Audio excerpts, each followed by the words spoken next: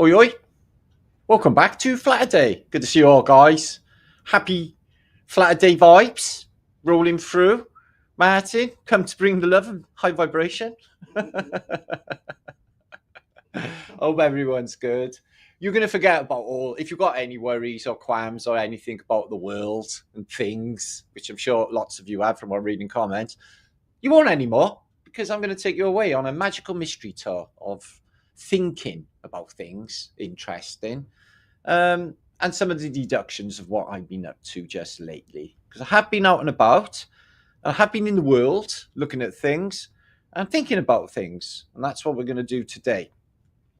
Welcome all in chat. Wiggly, squiggly, flat thumbs. Let me check my comms in order, because I could be just talking crinkle.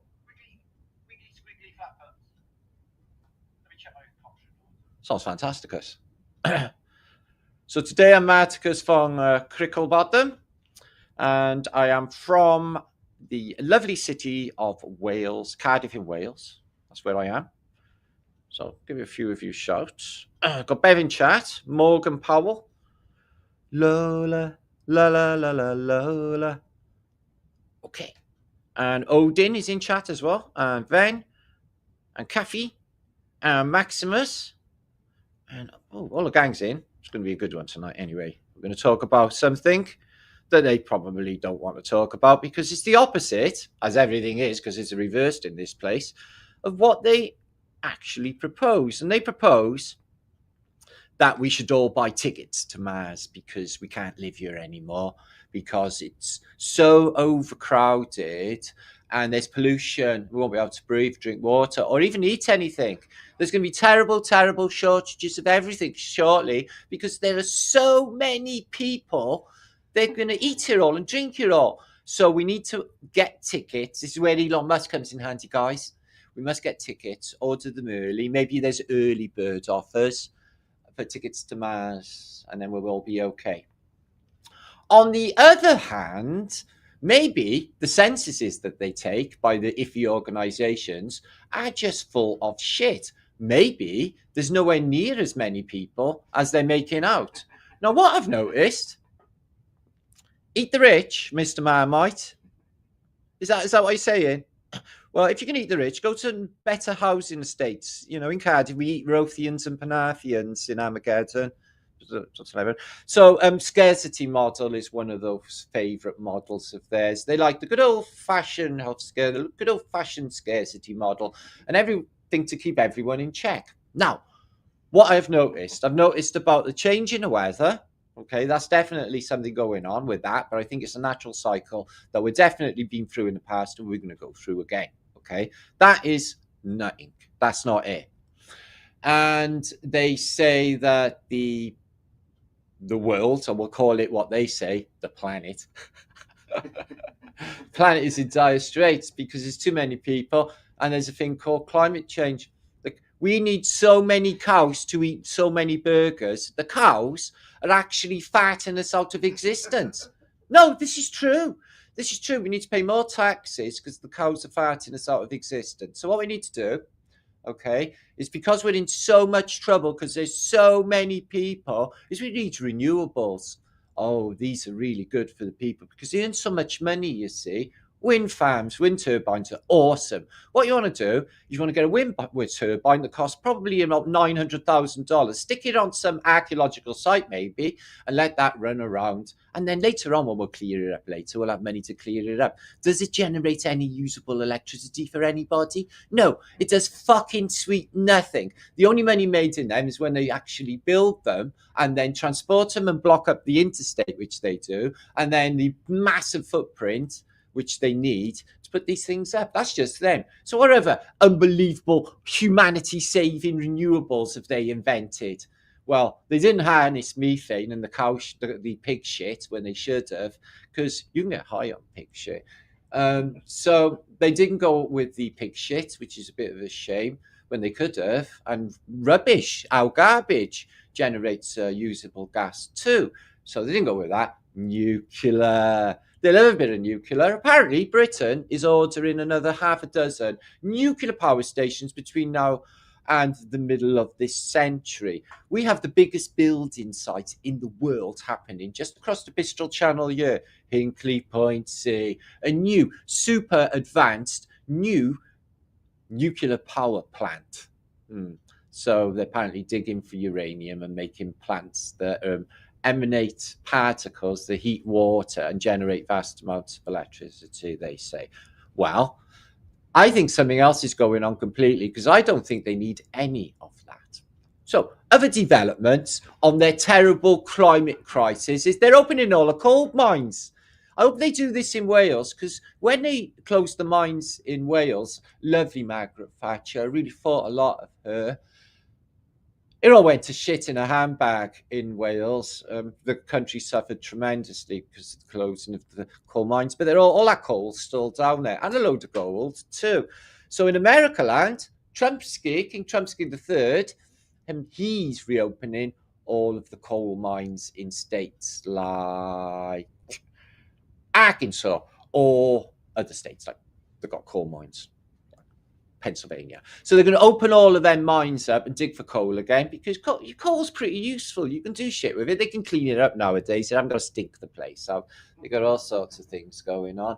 So they love that, and this is trillions and trillions and trillions of dollars in this narrative. Now, I think this, and I will show you a little bit of evidence to support this hypothesis, if it is, that there are a lot less people than they say. And somebody just said scarcity, Scott in chat. Exactly, scarcity.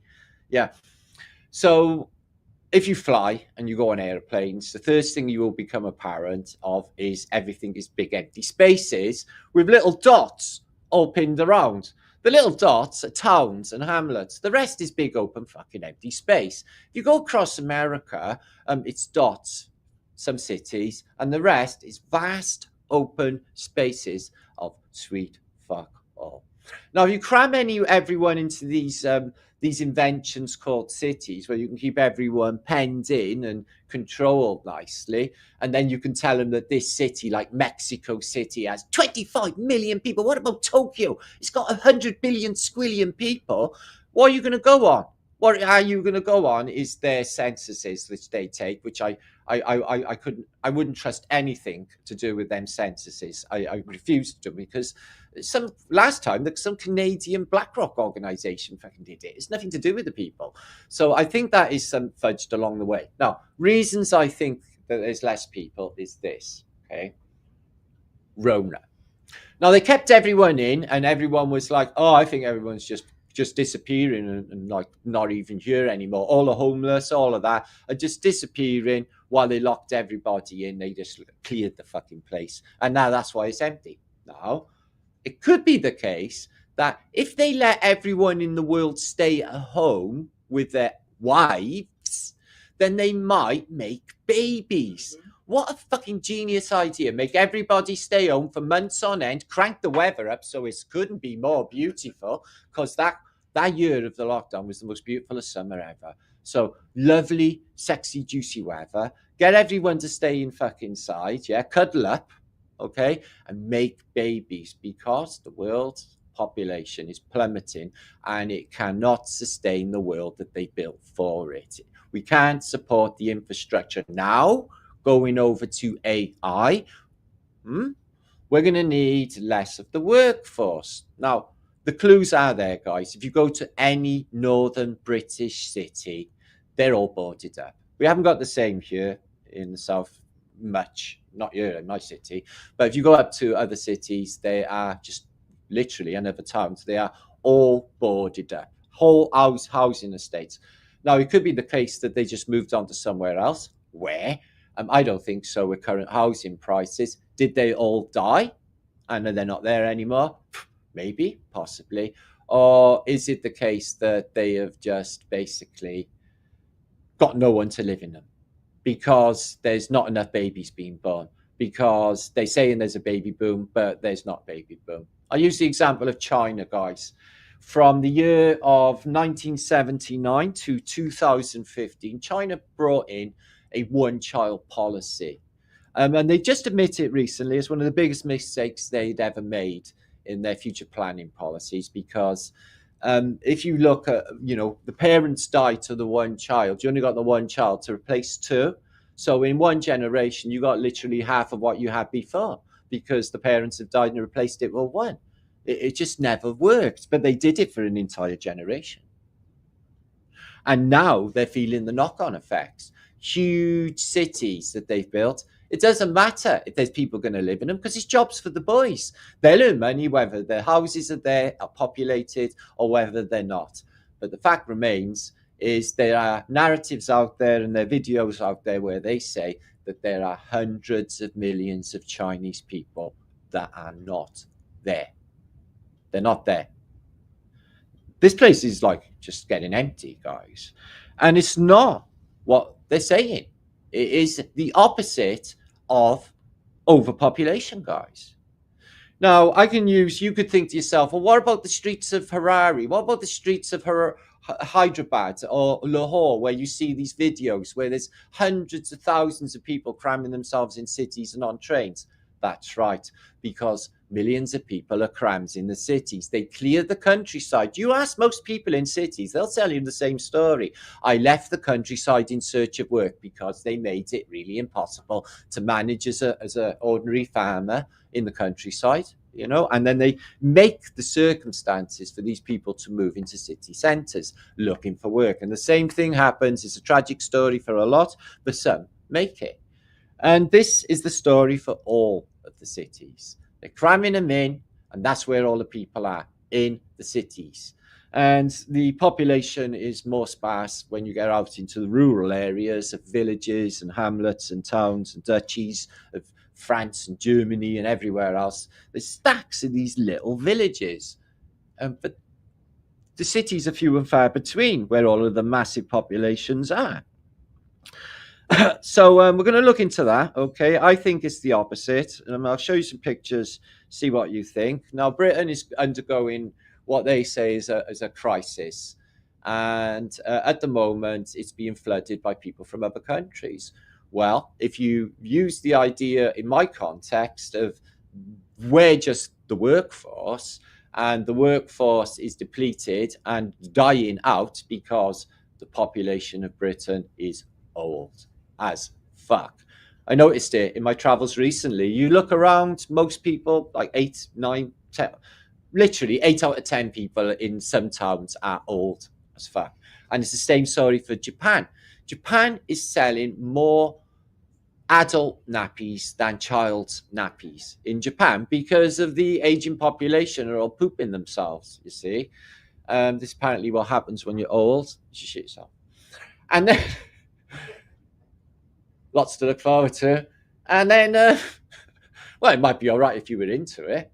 So there's that. So how did I get there? I don't know. So the Chinese, the Japanese, and all these places they say have expansive populations are actually showing you that they're in decline. Britain has been in decline for a time. I know the population in the official figures have gone up, from when I was a kid of 57 million up to 66 million. It's grown by millions and millions in my lifetime. Okay, that's going to happen. Babies get born, but it should have grown exponentially along the same lines as 1800, even more, because of the, they're keeping people alive longer, apparently, aren't they? So, and the foods and stuff. So, yeah, I think that they're flooding the country to replace the working population, because that doesn't matter, because we're not part of what they're doing. We're just here to do work and keep up the numbers and supply our energy to them, so that the small amount of people can have everything while everyone else stupidly works for them. Have a look. If you just imagine, right, guys, say for an example, a superior intelligence was looking at our realm from above, existentially, and then it looks at like an overhead map of Britain, and it tries to explain what is going on. So these people live in complete ignorance. They watch a box all day that gives them images that are given from other people that control their minds completely. The only purpose of these people is to work, eat, reproduce, and shut the fuck up and die. at the end, and this is the point of humanity, and this is the same for most countries. If you look at it from the outside, that no one is free in doing what they want to do, which is what this place actually should be. We shouldn't be controlled by no powers, no leaders. That's just bullshit, guys. Bullshit on toast. What the fuck for? And why did we hand our power over to them? Why did we just surrender our power to a load of bent fucks that just couldn't give a shit about us, and then we all work for them? And like sacrifice our, everybody's futures, the families, our lifestyle, our freedoms, just to keep them fucking loaded. I don't know why we're doing it. Everyone just should say, no, we're not doing it anymore. We're on strike. That would be awesome. A big worldwide walkout until they go away. That'd be great, that would, wouldn't it? Anyway, we've got quite a way to go because most people are tied into fear factor, aren't they? I'm still seeing it, witnessing in my chat. As soon as a penny drops, that it's what you think it is, and the belief system is the most powerful thing you can imagine. Whatever you believe will fucking come true, and there's no doubt about it, because the belief system is like the power of the placebo. It's the power of the mind. It makes it true for you, but it might not be true for the world. So there's that. Or the rest of it. Stumbling around in a dark, in a fake paradigm is not an easy thing to do, guys. But we're working it out, I think. Life is what you make it. I love that song. Also, Placebo did a version, which was really, really good. So we got an Ike in the house. I don't think it's that one, though. Ike Jones and Maxwell. We got Ike Jones and Maxwell in one. See, that I don't know if that's actually good advice to say that, Maxwell, because if you try it, you get a whole load of fucking shit. Believe you me. So I'm not sure if that's a good thing to do. Okay, Taurus, are you one of my fembots? The thing is, guys, I got bot babes. They're lady bot babes. Somebody is supplied. Illuminati or whoever, yeah, and they pick me up, man. If I ever feel down for a second, which I don't really, yeah, just read my comments. Martin, you're so fantastic and creative, and they're all like, Beam Street birds I wouldn't even be talking to, so that's weird. That's how I know they're like bot babes. So, Louise, I'll show you later. It's a good giggle anyway. They say all lovely stuff. It's quite comical. David Watts, Annie. I don't believe shit anymore. Well, I've reached the age now where I'm like literally proud of my not give a fuck factor. It really is, and I'm not being selfish or anything. I'm just seeing like that it's a script. Well done. As much as I like to grizzle and cry about things, I'm not going to be able to change it. It's still going to happen with or without me. It's happened before, and it'll happen when I'm gone. So there's that, and the. My heart wants me to share, what I find out about the place with the people, but not to fear, to make them afraid. It's so to be clued up at the game, guys, and then release yourself from fear. It's quite the opposite, So there's that, and we have hit upon truths in this channel. Some of them are quite creepy because it shows you that this place is fake as fuck. History has been fabricated, and it's dark city, guys. What can we trust of our memories? What can we trust of anything in this place? Everything's altered, and now we got AI, which has been there all along, obviously. Could just come into terms with that. Okay, I'm going to share some images, and we're going to get on with the show, because it's not going to be a massively long Flaterday, because I've been busy. Got some interviews coming up very soon you might be into. So keep an eye on my community page, and lots more content coming very, very soon.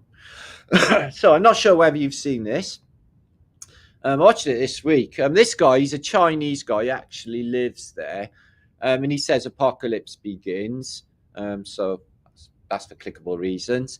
Hundreds of millions disappear in China. Massive abandoned villages found. So he literally shows you, I don't want to get copyrighted, he goes through whole towns, whole villages, he drives forever through these places, and there's no one there, guys. There's no one there, and there's nobody at home.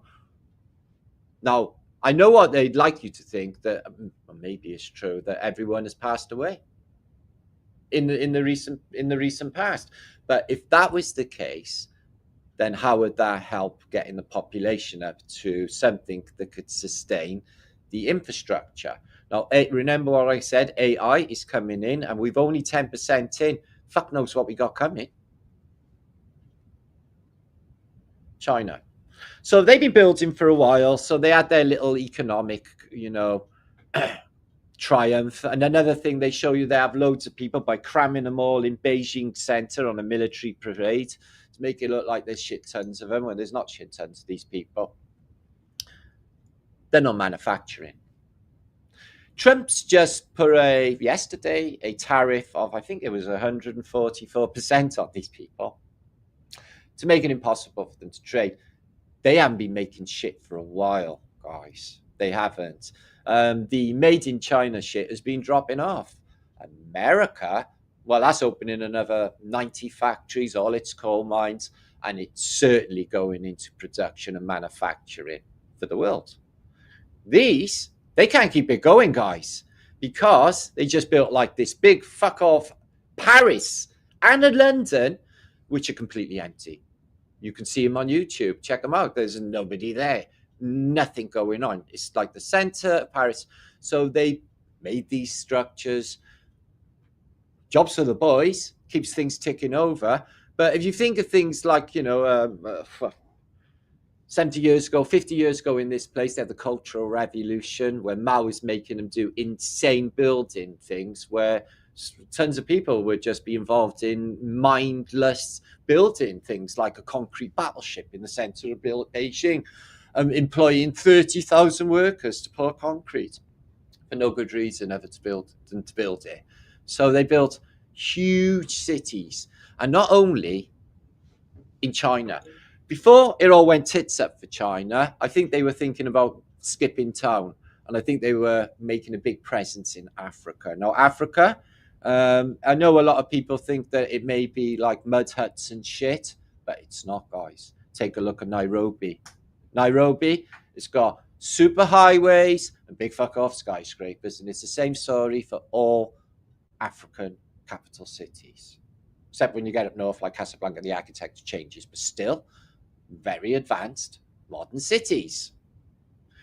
So it's not what you think. And the Chinese, they went to West Africa. They built super highways all the way through West Africa, all the way into Angola, right the way across the center of Africa. The Chinese were building up until recent years. So vast areas of cities as well, devoid of population, just whole areas, I mean, in cities, but there are other parts of the cities which are populated as well. Housing estates.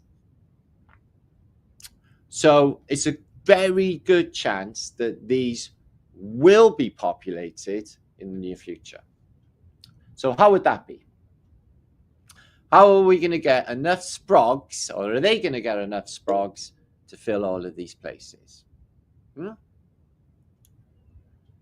Massive skyscrapers, massive infrastructure, not to be used ever? Okay. Housing estates that they built in other places, like Turkey, for example. Look at these beautiful, they look a bit Tatarian as well, don't they? So investors invested in huge housing when everybody knows there's like housing is needed. It's needed everywhere, but there's plenty of houses being built. It's just they're making the scarcity model that there's no way and they make it too expensive. Hardly anyone in Britain is really buying a house from the off like they used to. It's all just they can't afford it. And this is why they're driving so many people to the streets. And that's by design as well. So there's a bigger picture going on, guys, and we're all a part of it. And the whole world's about to change for an entire new paradigm. And I'm just getting a taste of an idea of what it's going to be. This new technological revolution is going to dictate every aspect of our reality, even going to the toilet. I mean, everything. They're going to be in all our shit, guys. They're going to be in all of it. And I don't want that. I don't want it. But I'm getting to the age now where I'm thinking, well, I'm a bit too old to actually, I can't change it, but I can tell people what's going on, which is what I do. So yeah, the expense, guys. Huge housing estates. Look at these. These are in Turkey. Aren't they beautiful? You think they'd have moved somebody in them and charged them a bit of rent. Why not? Why do they remain empty? Because they haven't got the population to fill them. And they're bumping the countries that are in trouble big time because of population problems. Germany, Holland, Britain, they're bumping them up with workers that are just hanging around doing sweet fuck all in other countries. And they bring them to these countries to bump up the workforce because there's not enough babies being born because the population is in decline. Whole towns in Britain completely empty. Areas of Stoke-on-Trent, areas of, well, just name any northern town really, and there's entire streets. And do you know what? The councils have been doing a thing where they've just been painting the windows with curtains and stuff to make them look like there's people still living in them, which is more sinister because they're trying to cover up the fact that there's entire areas just empty. After Rona, all of the shops came into all of these horrible city centres for nails, tanning, Greg's the bakers, just the usual shit. Nobody actually needs any of them things. I didn't see any of them things in Glastonbury, and everyone looked absolutely fantastic. So there's that. Shops, they're all closing down. All in all cities in Britain, these shops are out of business. And is it the council taxes to blame? Maybe that's added to it, but again, scarcity model. Or is there no people to actually shop in them? Now, when I used to shop on a Saturday in Cardiff city centre, in my centre's shopping centre, which is called Queen Street in Cardiff, when I was a kid, on a Saturday, you couldn't walk through there. It was 100,000 people on one street. You couldn't even walk through there with the crowds. I haven't seen that in 20, 30 years. I could drive a bus through there and not hit a soul because people are all dotted around.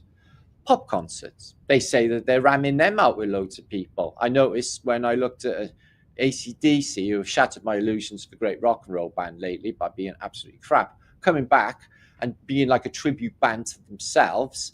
But if you look at the crowds, everyone is apparently holding their phone because they don't like to watch anything for real anymore. And they are dotted around with gaps between everybody. Okay? They're not crammed in, jumping up and down like they used to be.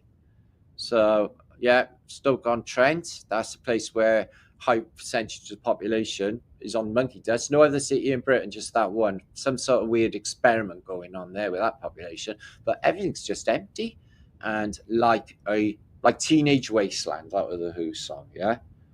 It's all come true. I got the nerve in my eye twitching. It's weird. So I think it's because the population is dwindled over recent years. Lots of things to blame for that as well, I think. But in the events of recent years, I think that there's obviously been a cover-up and things have been ongoing as well with that, which I want to talk about. So I think it's all been happening in the past as well. If you look at a lot of these photographs, St. Petersburg, other cities, you get them in this era, around the 1850, 1860 mark. A lot of people will come and say, well, yeah, that's the photographic exposure problem, you see, Martin. They need to stand there for quite some time to pick up on an actual photograph. I'm aware of that, but I can also show you evidence of pictures, photographs from the 1850s with galloping horses, action shots. They were doing it in action shots. It wasn't the total of photographic practices, okay? There were other. So anyway, I don't think that's the case for all of these photographs. I just don't think there's anybody at home in these photographs. Okay, this is St. Petersburg. Check out the Phoenician pillar, which are everywhere in the world in these rafts with ramming sticks or spikes sticking out of them. That's the Phoenician thing. So another thing I was thinking about was the muddy streets as well, because it occurred to me that if you stick a large stone on the back of a horse and carty, the cart's just going to sink in the mud and you won't be able to drag it anywhere. Watch YouTube trying to drag shit through the trenches of the First World War, and you'll get an idea of what I'm saying. It's actually not even humanly possible. You need like 100 men and a few horses just to get one cannon out. How are they moving stones? It's not possible. It's not possible. So this is the Kremlin. You can see there looks to be a few, I don't know what they are, a couple of shacks, but beautiful architecture, unbelievable architecture for Moscow. But looks to be grass and no infrastructure for there at that period. St. Petersburg is just crazy. They got like these crazy big buildings and just mud, muddy paths, mud, and they haven't got any infrastructure, no lampposts, no pavements, no nothing. Everyone's just traipsing across the mud. So you've got to ask yourself, imagine this pillar. I bet that's one piece. It's a huge pillar. I wonder how they got it there and put it up. Maybe they just flew it in by balloon, or maybe an electromagnet. Maybe it's magnetic. Just horse and carty's not doing it for me, guys. There's obviously something else going on with these huge things. Yeah, God, it's so busy there. It's just unbelievable, isn't it? The amount of people are around in the past. So I think there's something happened, at least in this period, where there's just devoid of a large population. You could argue that, they're photographing it early in the morning. What, early in the morning everywhere in the world? And then you got this weird vanilla sky and sort of stuff that's been like cropped out where they're hiding shit in the background. If you look here, can you see this? This line? It's cutting half a building away there, guys. It's altered. They're cutting stuff out the background. And these buildings, they look like the top of buildings. I bet you there's dozens of steps going up to this Pantheon here. Dozens, I bet, any money. And it's just with all the mud flood windows, etc. But really, ain't nobody happening. Hotel de Ville, Paris. Got a horse and carty outside. So imagine, right, huge, massive blocks and windows as well. You can't put windows in pieces and deliver them. You have to deliver them in one. So imagine, all right, benefit of the doubt, they haven't got a muddy floor, they got cobbles. Okay, so you got glass windows on the back of a cart on cobbles. How's that done? Maybe they used a lot of sponge. Maybe they had rubber. Maybe they used rubber. So they're building shit like this in the past, guys. Okay, beautiful geometry, absolutely perfect symmetry in that. Your Phoenician double toruses. They tell you everything in their architecture about what this place is. They do, guys. They tell you it's electromagnetics. They tell you everything you need to know if you just look at these church machines.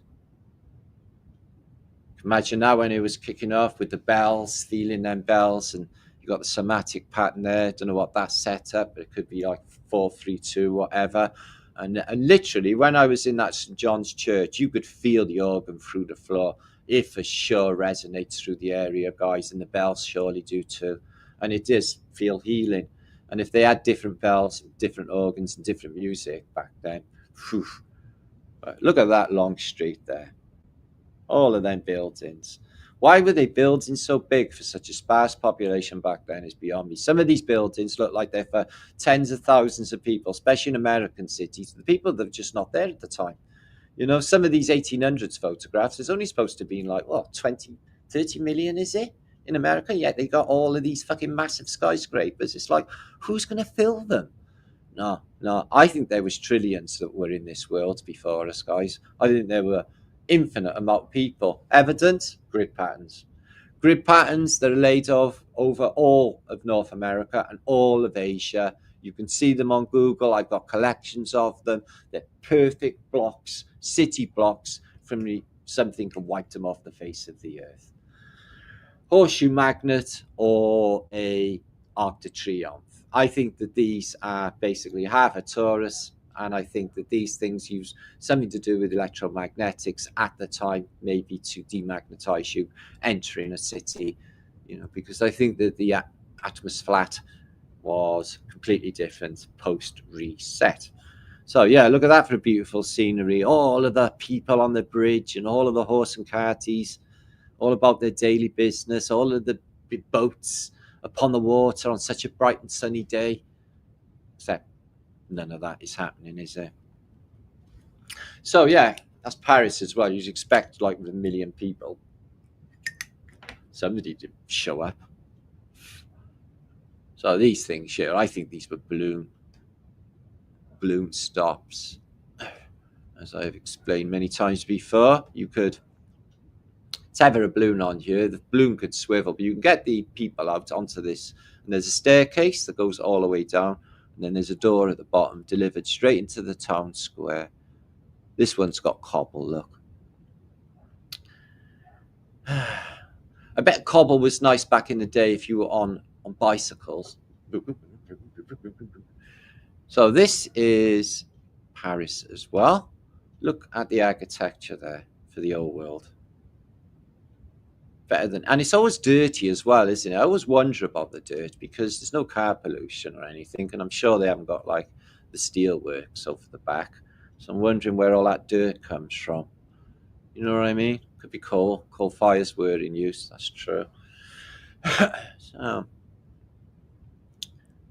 look at this.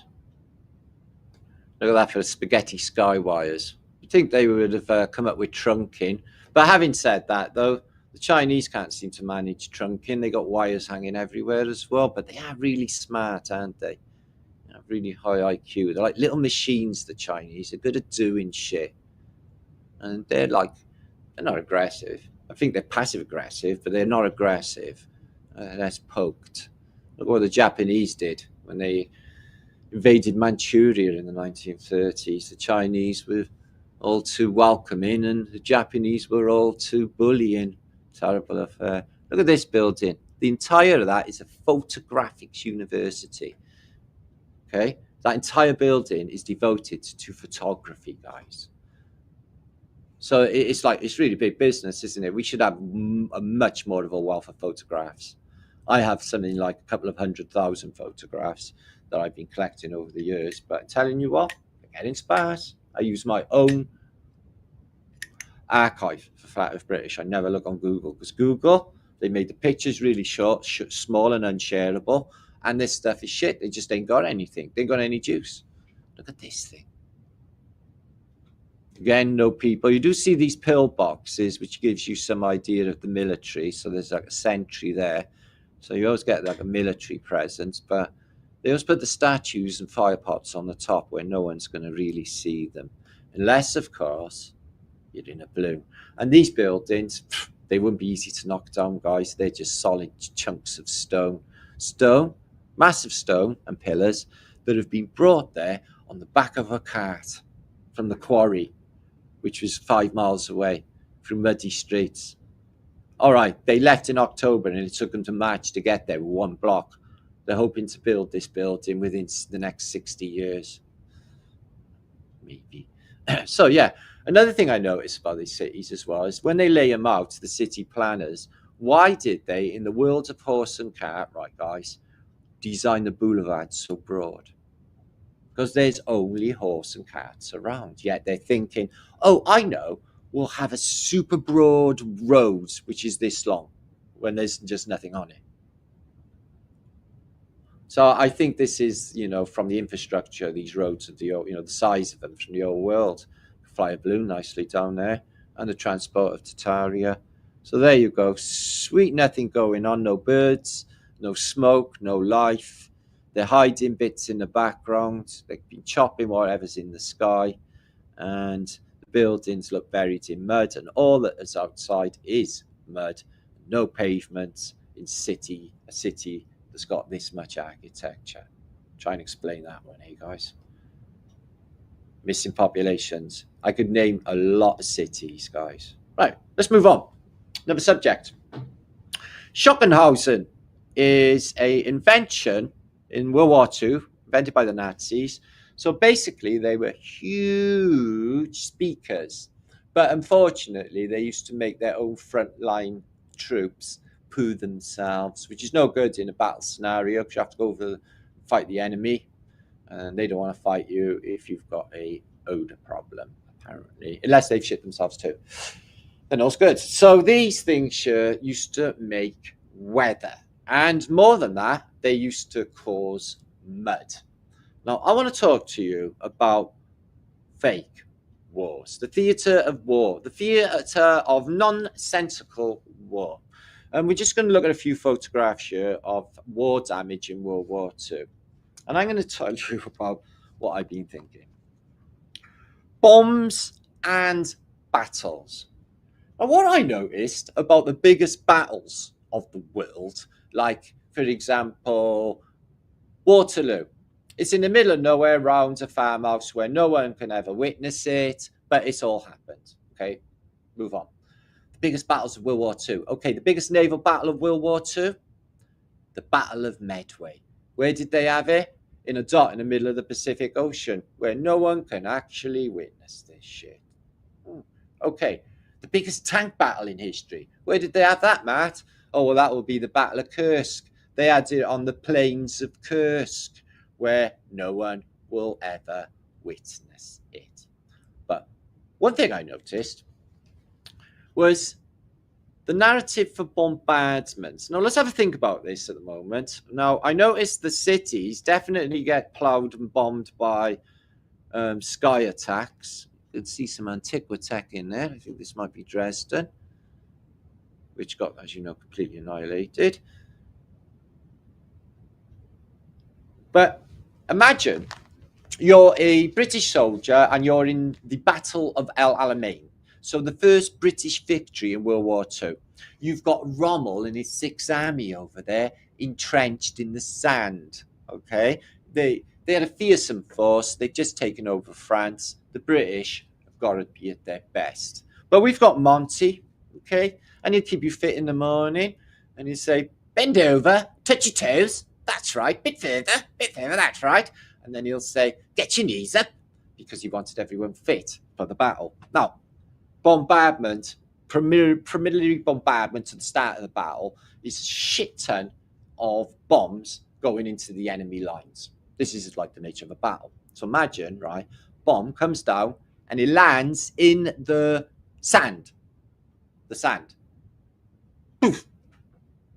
Where the fuck the bomb go? Got a bit of sand on, you guys. It's not going to work. Bombing sand does not work. They actually use sandbags for bomb and bullet defenses, guys. It just soaks up blast waves. It soaks up bombs. So to have a battle in the desert, the bombs would not actually work. And a lot of them were dead anyway. So I don't think anyone was actually getting killed much. World War One. There's one of my favourites. The Battle of the Somme. Have a think about that. Millions of bombs flying over no man's land into the enemy lines. And they land in the thick, gloopy mud. Boom! The bomb explodes and you're covered in fucking mud. It's like, where'd the bomb go? It's just drowned in the mud, isn't it? It's the nature of what happens when you fire a bomb in thick, gloopy mud. This is an interesting shot. There's a couple of interesting shots that I can't make any sense of here. Okay, a bomb has dropped through the roof of this French church and it's somehow made a big, massive hole in the floor, but the architecture below the floor in the crypt, you can see there the stonework is unharmed. I'm wondering how the floor ended up in bricklets, but underneath. So what I'm trying to say, if the bomb had dropped in there and exploded, everything in there should have been shattered, but it's not, it's just the floor. So I'm not sure what happened there, unless it exploded and the floor fell through. I'm no expert. World War II, going about your business with your city on fire. It's been an ordinary affair. But all noticeably Antiquated devices, guys. They took out a load of old architecture. You know, even these, you know, this could be, I don't know, 1930s or something, but look at all the metal involved in it. A lot of metal involved. The Reichstag. So after World War II, get back to the business of getting the munchies on the go. And as you can see, the Reichstag's ruined in Berlin. But the Germans are getting some crops together, bang in front of it. Now, we should be doing this every bit of ground available anywhere in the world. This green out here where we got loads of grass would be lovely if I could grow some beans and be allowed to grow some fruit and stuff on my grass, but they won't allow it. It's council. If everyone was allowed to grow their own food, they wouldn't need anything from them, and they could be self-sufficient. So that's another control mechanism. So a bomb fell through the roof of this church, look. But it didn't really do much damage, seemingly, to the interior of the church. So I'm not sure what happened with that bomb blast. It's a bit of a mystery. It's a mystery. Oh, it's a mystery. I'm still searching. So go back to World War One. Imagine, right, that these battles are well out of the way. There's a few towns and villages get eaten up with all of this business, as you can see here.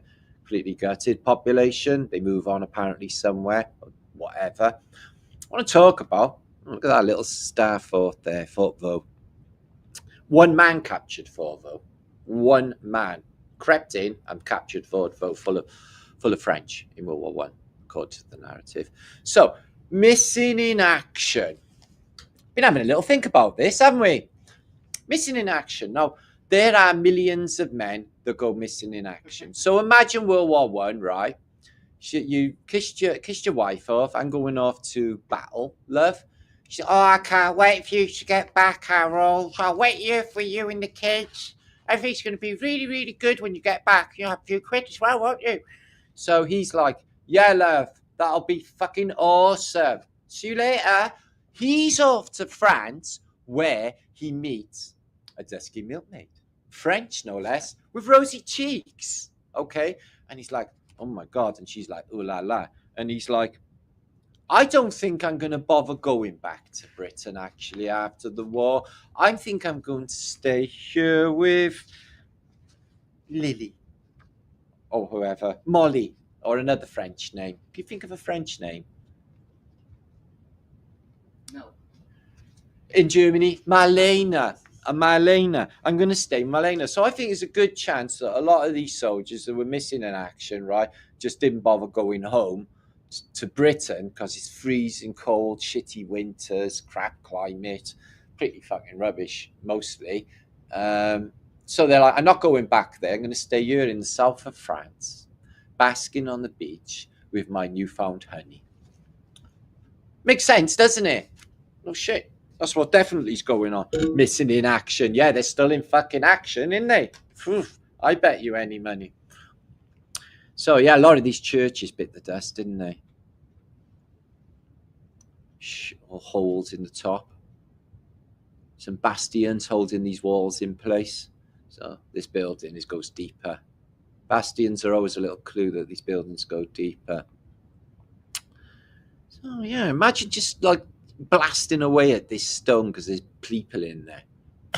Just really, really tough stuff. This has had tanks and machine guns at it. Yeah, they put it all together, took it all there on a horse and cart. Just makes no sense to me. Maybe just misinterpreting reality. I don't know. What are them? I think they might be water tanks or something. I don't know. Anyway, the colour photographs, you don't get too many, of the events of 1914 to 1918, the World War One. The war to end all wars, only it wasn't, was it? And it wasn't really what you think it was either. It was just all young men, whole-scale eradication and missing members of society for a new paradigm being rolled through, which we are just feeling it now. All of that started even back then, even further back then, with the what the Rothschilds did with the lie that they brought back from the Battle of Waterloo. Sell, sell, sell. It's all gone to shit. Napoleon's won. Only he wasn't. He was a fake courier. One of theirs, and the real courier turns up. He's like, "No, all's good, man. Fucking hell." Blucher turns up at the 11th hour, and we battered Napoleon. It's like, oh shit, we just sold Britain. We haven't recovered since then, really. But who initially paid the money is another story altogether. Got to follow the money. Look at this. Got water wheels to power this. This is something you see in a lot of old factories, is they use natural water for cooling and stuff. Even in old steelworks, I've seen that in action. I think we should harness water, harness methane more. things like that. Right. Another subject we're going to talk about is Antiquated, and I love Antiquated and the science behind it. We've got 695 of you. Welcome to Flat Earth British's Flaterday. We've got lots of stuff to go about. What's going on? No, JC Miller, I'm just saying nothing really existed. It's all part of the narrative written into the fucking VR, isn't it? But I'm playing, let's pretend it's a physical world with you all, guys, okay? That's what I'm doing. I'm running through the narratives that they give us for the physical world and the narratives. Now, the thing is, the first thing you do when you look into these subjects, you just think, fuck me, what's going on? What's happened? But if you put it into the context of edits, and they've been doing that all along, it makes a lot more sense. Stuff like this, for example. So, history would have us believe that a lot of these buildings I'm going to show you now, which have a lot of knobbly bits, are made with chisels and hammers by monks. In this case, this one is in India, which is a similar narrative.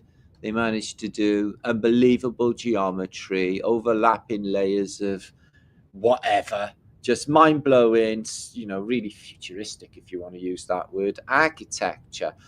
Frame of reference, out of the fields of infinite possibility, because somebody has literally seen the code.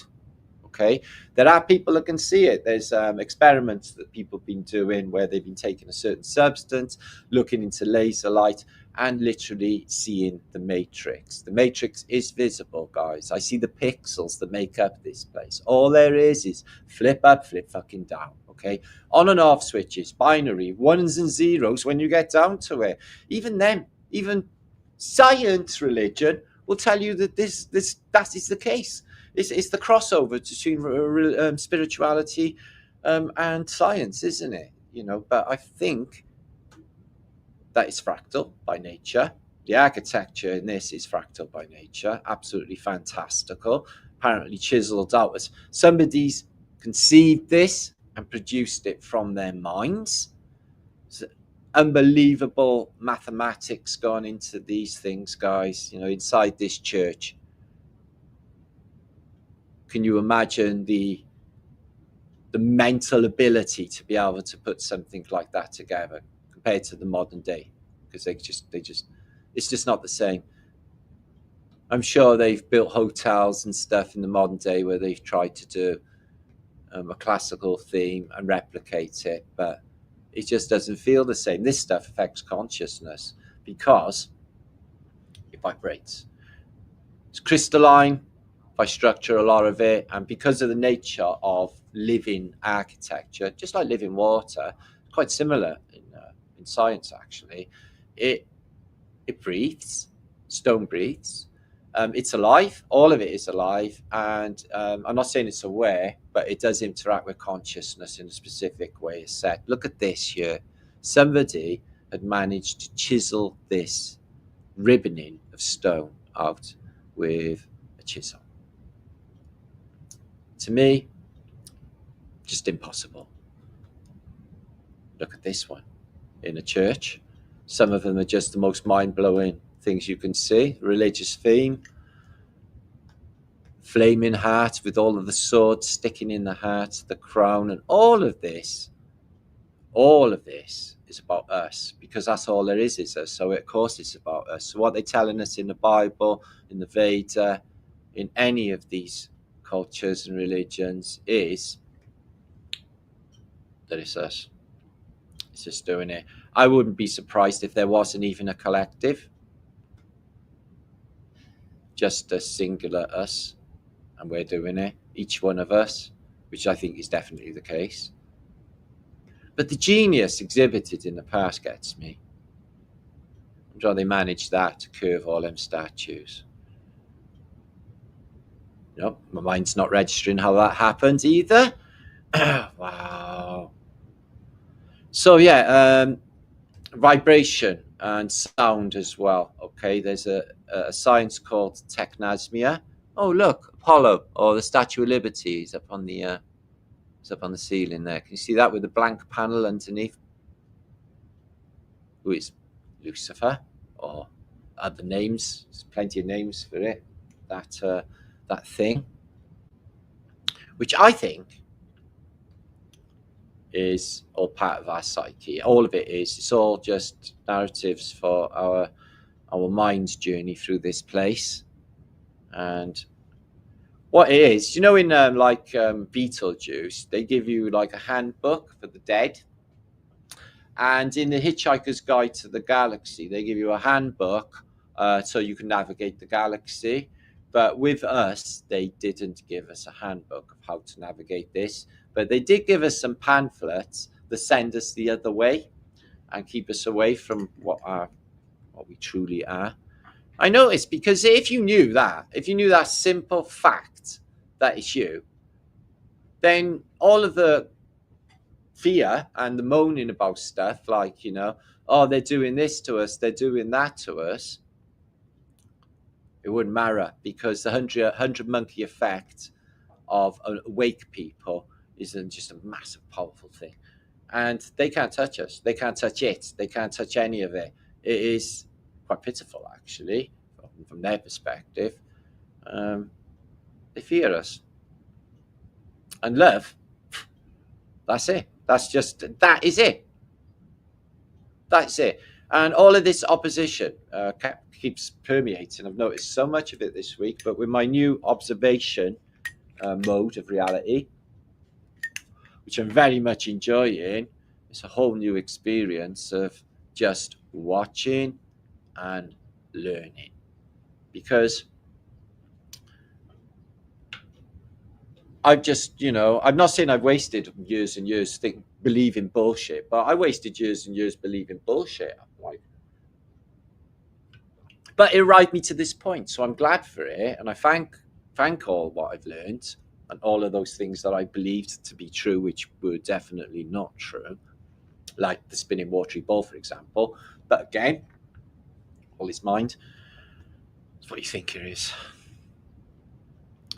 Oh, I think that one's Art Deco, but Art Deco is beautiful, but you can see the sacred geometry going on in there. You can see it fractal as well.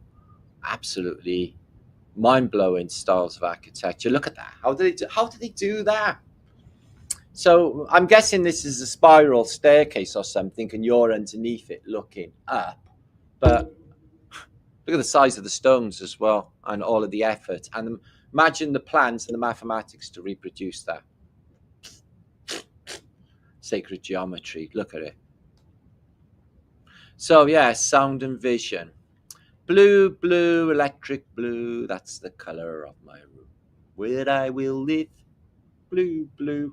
So it's about form, isn't it? You can see sound. And if you create sound form, it will alter the structure of your body inside, guys. That's what music does, you know.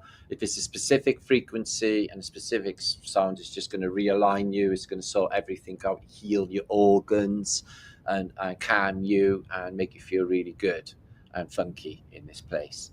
You know, I don't know why people actually listen to death metal. Does that make them feel okay? What about rap? Does that make you feel okay? You know what I'm saying? I don't think it does. It's all about guns and stuff, isn't it? It's all like, meh. So I don't think that's good at all. I'm not saying the world's all fluffy. You know, I don't mind a bit of heavy metal myself. But when it's something that's just going to be like that, I'm not really into it. That's just me, though. I'm guessing there's other people that like that genres. But I like everything else in the musical world. Look at this. So, yeah. Them monks were fucking awesome.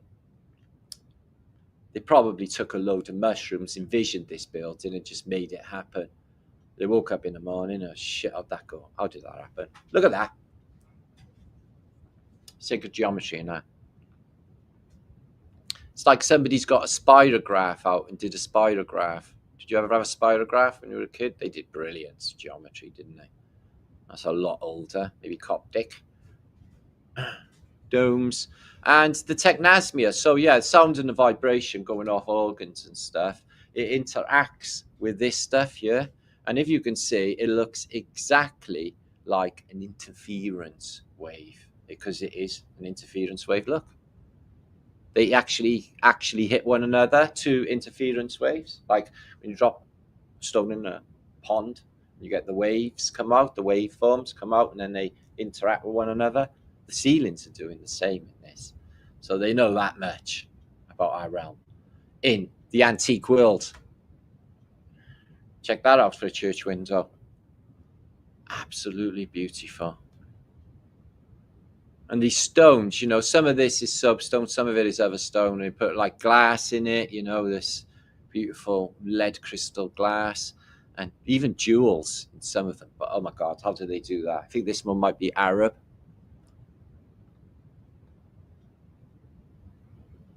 Poured, 3D printed. Who even knows? Just madness. Madness. I'd love for them to do that in the modern day.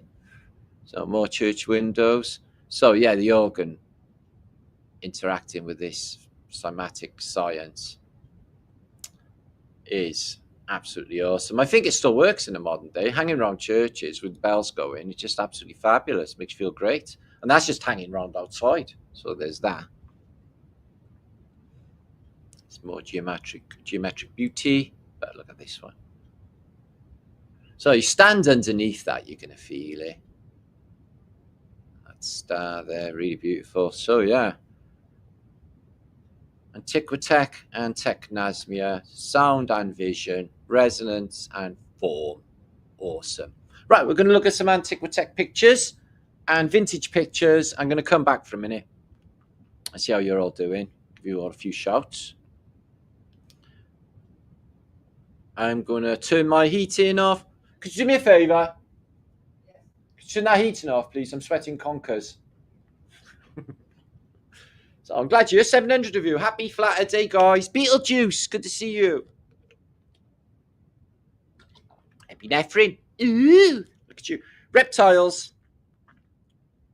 Someone said the reptiles hated the bells and they had to go. Vibes, good to see you. Louise. Stu. I got seagulls on the window. So Epi. Yeah. I don't worry about reptiles. I don't, because basically if they came around my neighborhood, they're doing deep shit. And I ain't scared of fucking reptiles or lizards. I don't give a fuck what they are. Fucking bring it. Wow. Bring it, lizardy. I'd be like that. Marcel. And then they go like that with a long tongue. Around my neck. And I'd be like, I'm having a fight with a lizard. And then I get my flamethrower out. Burn its tongue. And I flamethrower with his bum closed. Maybe that's a bit extreme to do to a reptile. I don't know. But I'll think of other things to do to this reptile that you sent into my thoughts. Gene, it went on really bad for that reptile then, didn't it, guys? Yo. Bio bricks. Could be blood, bone, and brick. I've already posted about that in the past. The blood content of bricks. Not all. JC Miller. Oh, good to see you. Brick Truth. What's going on? Built by angelic beings. Well, I think they were all angelic beings. I think we were all in a high state of consciousness in the past world. I think it's dropped off, but I think it's going to come back.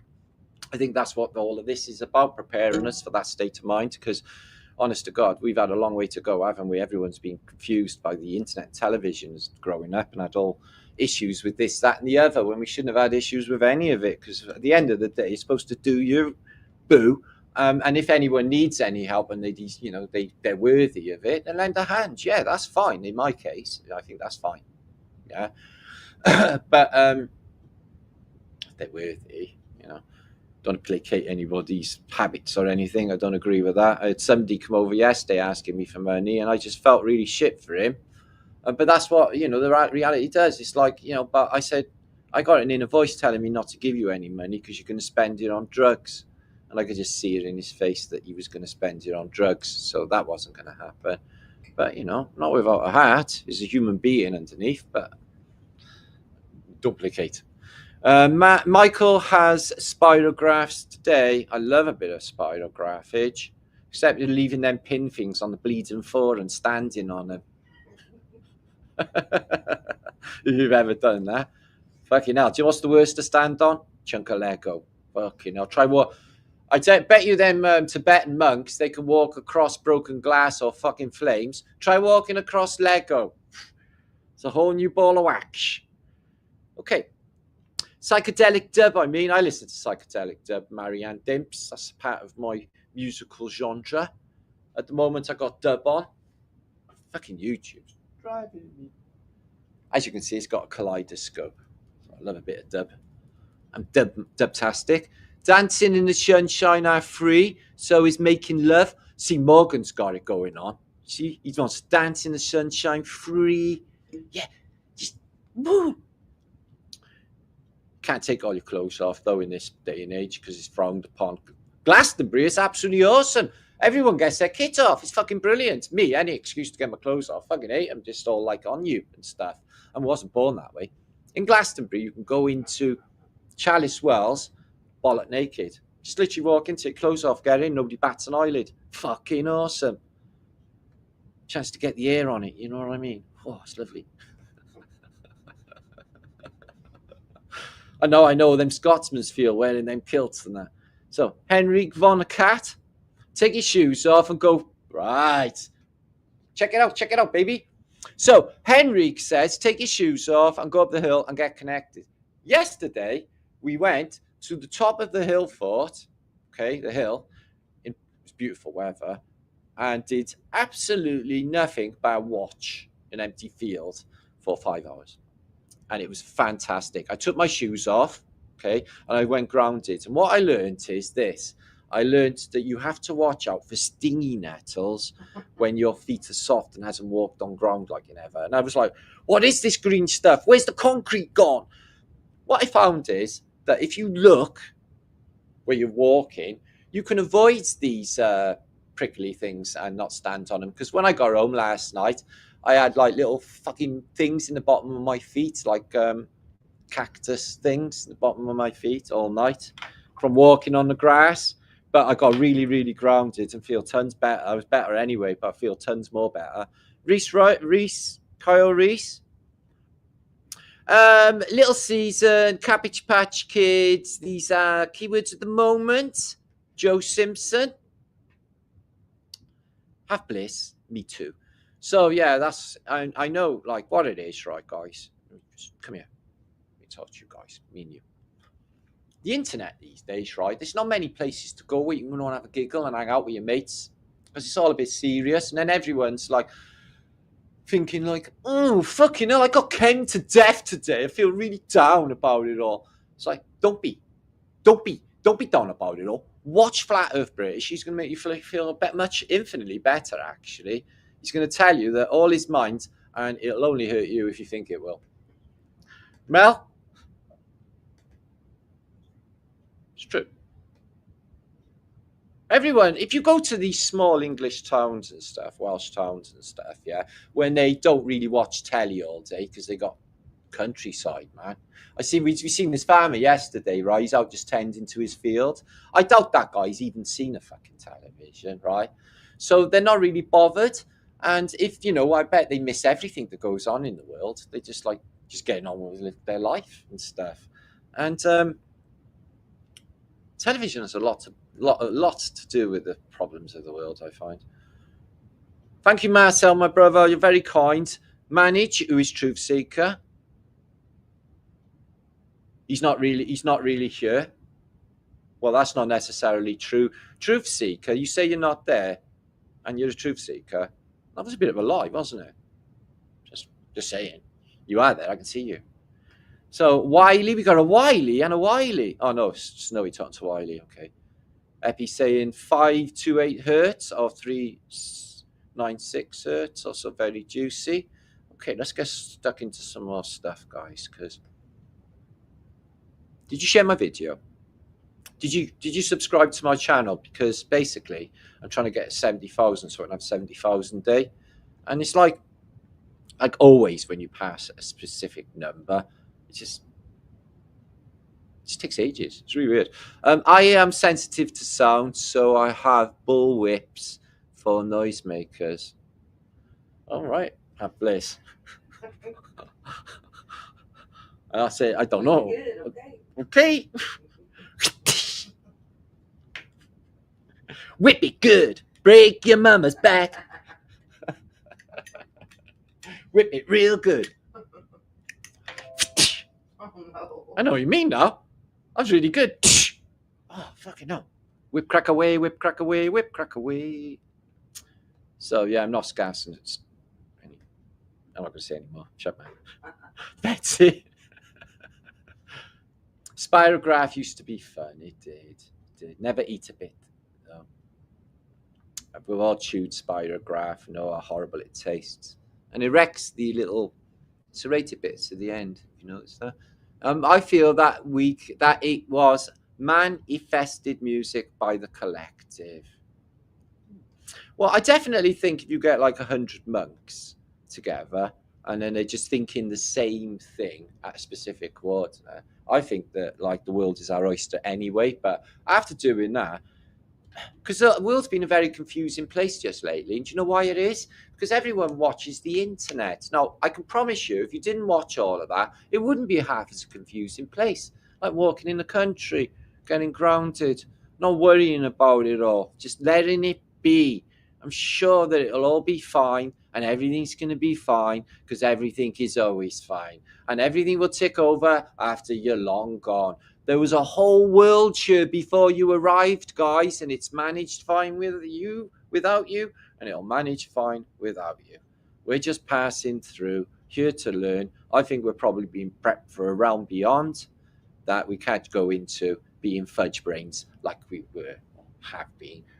I think they prepare us for the realm to come. I think it's like a learning, like a schoolroom. And we do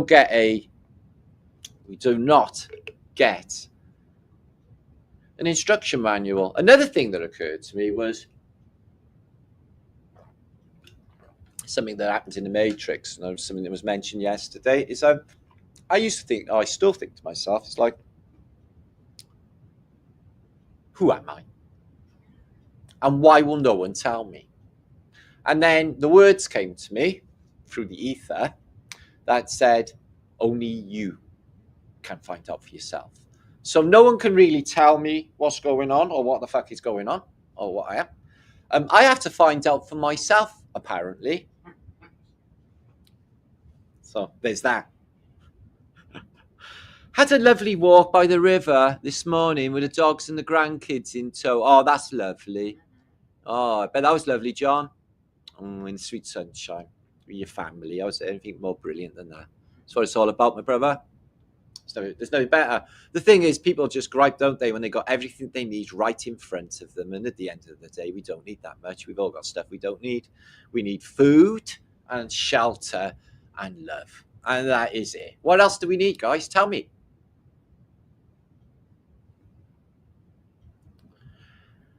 And all your well-being will be well-being, because a lot of the unwell-being is created by them because they know how to create it to make money. Do you think if they didn't make them fucking shitty night nurse adverts that anybody wouldn't go off and buy night nurse because they got a stinking cold? Do you think that Renee's adverts would actually, would anybody basically it's like, oh, fucking hell, it's funny that, got terrible heartburn. I think I should get them Rennies, make it all better. It's just post-agnostic suggestion. They use it in movies. It's like, oh, there was a can of Coke in that fridge in that movie, Oh, I'd love a Coca-Cola. Actually, I would like a Coca-Cola. Morgan, let go the pain, embrace the life all around you.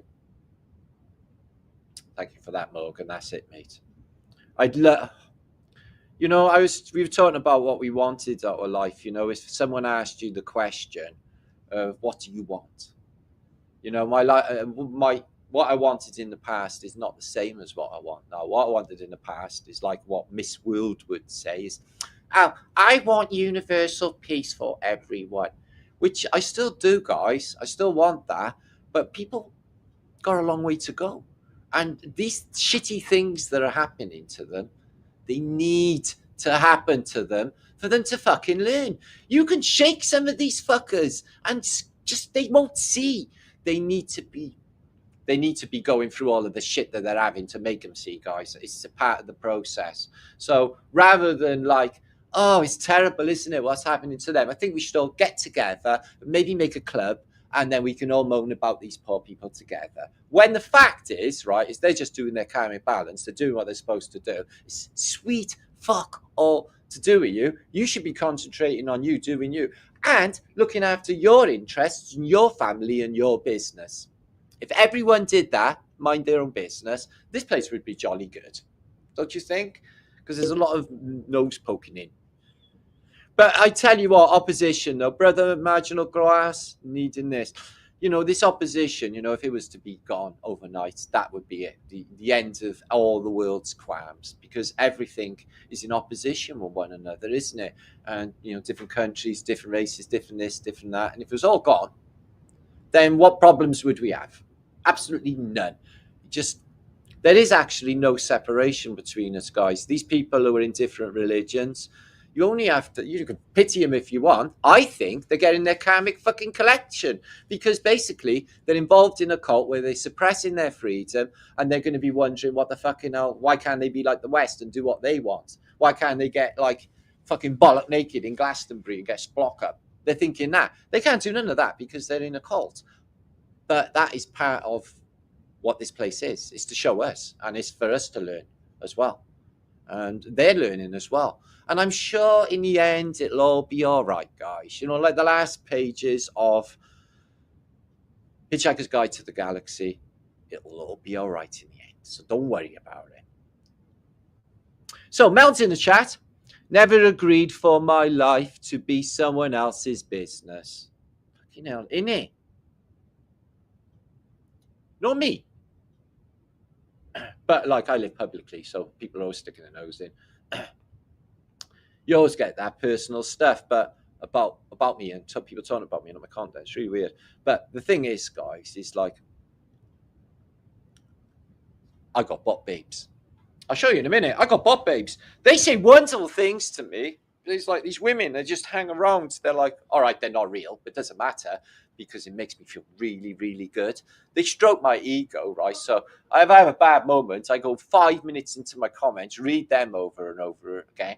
I feel fan-fucking-tastic. So whoever out there, Illuminati, whoever, appointed me my new fembots, my new babe bots, I'm very happy with them, thank you. I'm usually trolled to shit. This is completely the opposite. That's why I'm a bit thrown by it, actually. They're usually saying the opposite, like, you know. So there's that. Thank you, Hollis. Hiya, matey. Good to see you. Hollis is in the house. Much love, Hollis. And all the guys. Give them my love. Over there in Paranormy Land. Lewis, Nixon, Jessich, and Blue Moon. People can't mind their own fucking business and shut up ever, hence whistleblowers. Yeah, but all of that is part of them, guys, okay? So what it is, right, guys, is when you hear truths on the internet, mostly, they're only half-truths. When you want to find out truths, what you got to do is a thing called due diligence, which actually do the research. Come to Flat Earth British. I'll show you how that happens. And real truths and real results. Big Kush. Big Kush, I saw you standing there. And Pamela Swan. I just made up a song about you, Big Kush. In a Blue Moon tune. So, Hugh, covered me in chocolate and throw me to the female bots.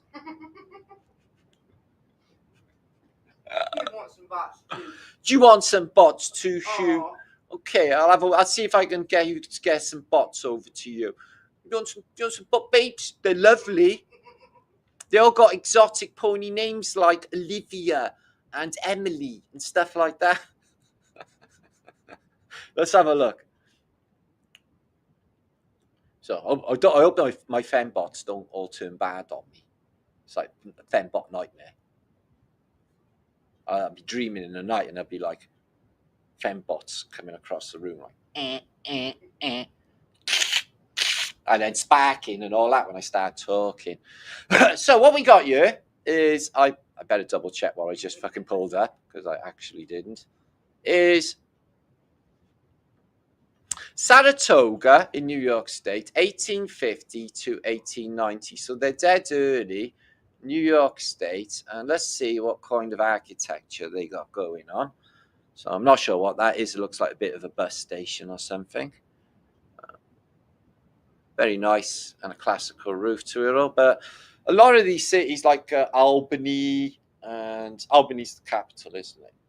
And New York itself, and all them upstates, Syracuse, Saratoga. Look at this thing. They got these all over America. I think there are a lot of them more like water towers, but they look like a church, don't they? They're not hills. I know Philadelphia had one, and Chicago had one, which was a water tower, which is no longer there, I believe. I bet that's standing on a starfort shape. I bet they've done the starfort shape under water towers to, structure the water, make it live in water. So this looks very Tatarian in nature. I'm not sure what it is. A little railway station. Okay. Sorry about the blurred image. But just outside is nothing but mud and stuff. But really nice railway station in Saratoga. So what's that? In the hotel parlor, Saratoga, New York. Okay. Chandeliers made of crystal. And if you bang a crystal glass, it vibrates for ages. These crystal chandeliers are some sort of technology, I bet, for well-being as well, because crystal glasses are unbelievable. When you ping, go like that with your finger on the top, they go wee, high-pitched sound. So black and white checkerboard floor, bit of a Masonic theme to this bit, and the pillars as well. But that's no accident with the old hotels. Grand Central, the size of that bugger. Horse and cart. They got the front door up in the air because this is one of those big old mud flooders. Grand Union Hotel dining room. Right, how many people are going to be dining in there? It's a beauty. The quality of food, I can't even imagine what it would have been in the past. So it's basically an obelisk, this, isn't it, guys? It looks like the Washington Monument, or it looks like that one I said about in Chicago, or Philadelphia had one as well. But yeah, it's just an Egyptian obelisk, isn't it? There's a window in the top. I wonder what that is.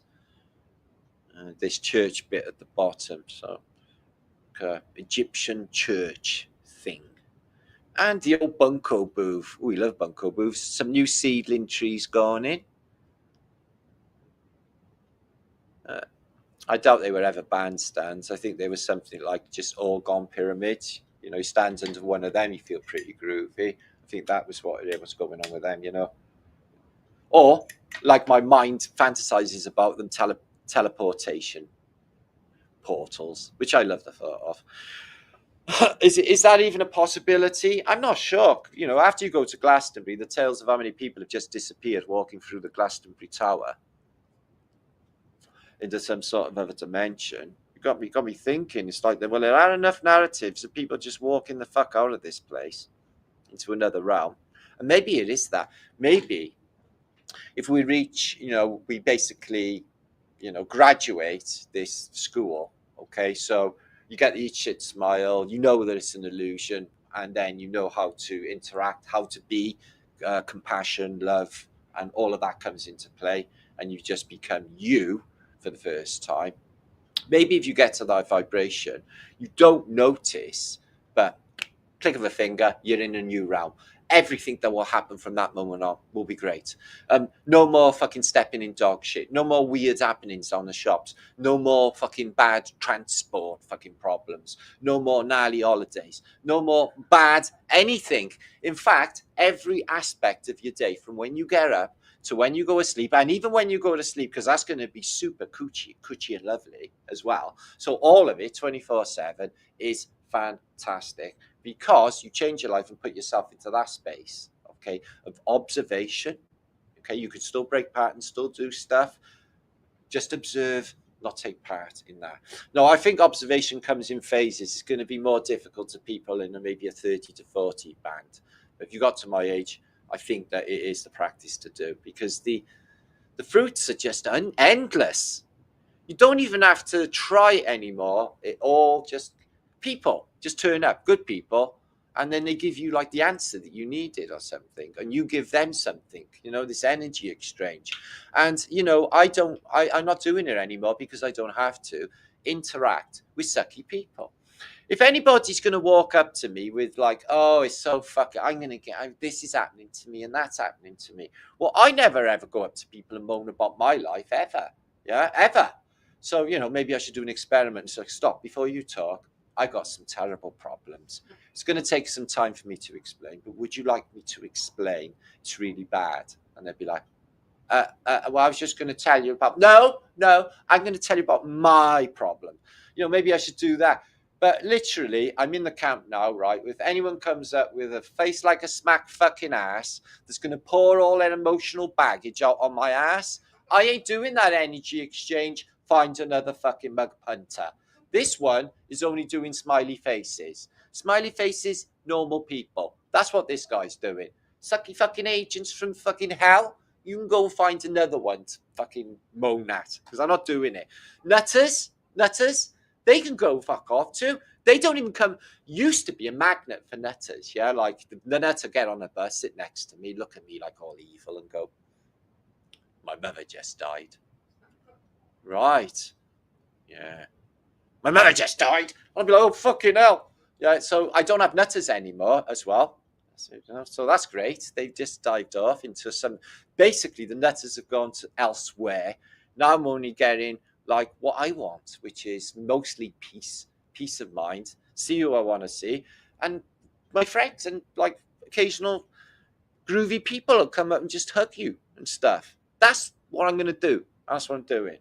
So that's just me. And because I'm doing that, 1,000,000% less sucky people turn up. Just they ain't turning up, and all like groovy vibes because of that change in perception.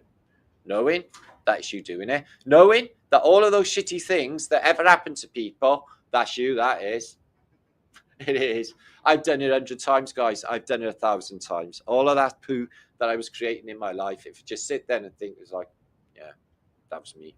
I did all of that. I did all of that in victim mentality, feeling sorry for myself. When I didn't have to do that, because victim mentality is hard to break out from, guys. There's a lot of us been in it. I've been in it myself, and to break out of it, self-empower and think, oh, right, okay, I didn't have to, feel like that I've been had done by because my childhood was tough, or I had a shit fucking relationship for years, or fucking got beaten senseless fucking endlessly. You haven't got a thing.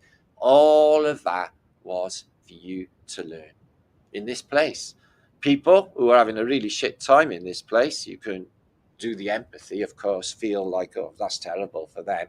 But again, they're doing their karmic journey. Some of them guys, that were maybe even on the street, they choose to be there because they have chose the hard level course, the extreme level in this VR. They've chose to, because they know they need to come a long way to graduate. So if they push themselves up by extreme measures like that, or prison, or other drugs, or anything like that, people have used different mechanisms to arrive at exactly the same point, guys. Some of them will just never come back, obviously, but it's all that same fucking questions that we all got in this place. It really is. What am I doing here? Why do I have to die? Why is my family gonna die? Why are we here just to be taxed and have no life whatsoever? And all of those questions that everybody in this place has. Well, it doesn't have to be like that. 100 monkey effect. You just need a shit ton of people, like-minded people, all thinking the same way at the same time, thinking the same pure thought, and this nasty ass fucking RV that's been playing out lately, which everyone will be saying, oh, we all stuck in someone's bad dream because this really sucks, will disappear. We can do it. We have the power to do it, guys. Did you know that? If everyone just, if you got the belief to do anything you want, because the belief system's so powerful, and we believe that we can do that, we can do that. Do you see that? Because we can do that, guys. And I think that should be what's promoted, is to get everybody to understand that we should be more compassionate, not to be shit scared of everything that comes out on the internet because you're more powerful. You really are. Some more American pictures. Don't be sad. Salvation. Nobody. Well, religion as well, it helps people. I'm not going to knock it because basically it makes people happy and cushy in a lot of ways, doesn't it? You know, it's only the bad press about, you know, Christianity and that push bad taste in your mouth. Excuse the pun. But at the end of the day, if people like, you know, because all of the things Jesus was, you know, was supposed to be kind to your neighbor, compassionate, loving human being, all of the ideals that we believe that he was, that was what we used to think, then that's in all of us. That's what all of us should be, isn't it? Kind to everyone else, understanding, and just doing you. Jesus was a do-you. Let me tell you that. He fucking was, okay? He did help out, you know, when he was doing fish and stuff. So I think aspects of that are all in us all anyway. And yeah, so I think if you believe in Jesus, then it's empowering you to be this great person, better person. More power to you. I think that's groovy. It's just like, I don't do religion because I don't like to be told what to do in any regard whatsoever by anybody or anything, especially fucking religion. So that's just me. So what we got here is the city of Des Moines. Now, in my I got an American here. He might know how to pronounce Des Moines. I believe it's in Des Moines. Can somebody tell me how I pronounce it? Des Moines? I think it's Des Moines, isn't it? So in Des Moines, in America land, I think it's in one of those states like India, Idaho. But yeah, so you're there, they're building it. They're building a wall, a boundary wall, and up in the distance there you can see Ohio State Capitol building, I think it is. And there is this castle thing apparently being built without the dome. Again, another Capitol building like the Washington Capitol building, which has a load of shacks outside, which look like they're from Salem's Lot, and grass, shacks, rubbish, really badly crafted outside. See, that's that. I just spotted something. Right now, listen. If you was to build a big, massive development like this, like they're telling, like they're sort of suggesting, even though the building is already there, you put it on a building site. That outside is trees and just stuff and that. This don't even look like a building site. It just doesn't fit with this building. But anyway, the building is already there, isn't it? Same as the Washington Capitol building. All it needs is a dome, because the dome got pulled off in some terrible apocalyptic event.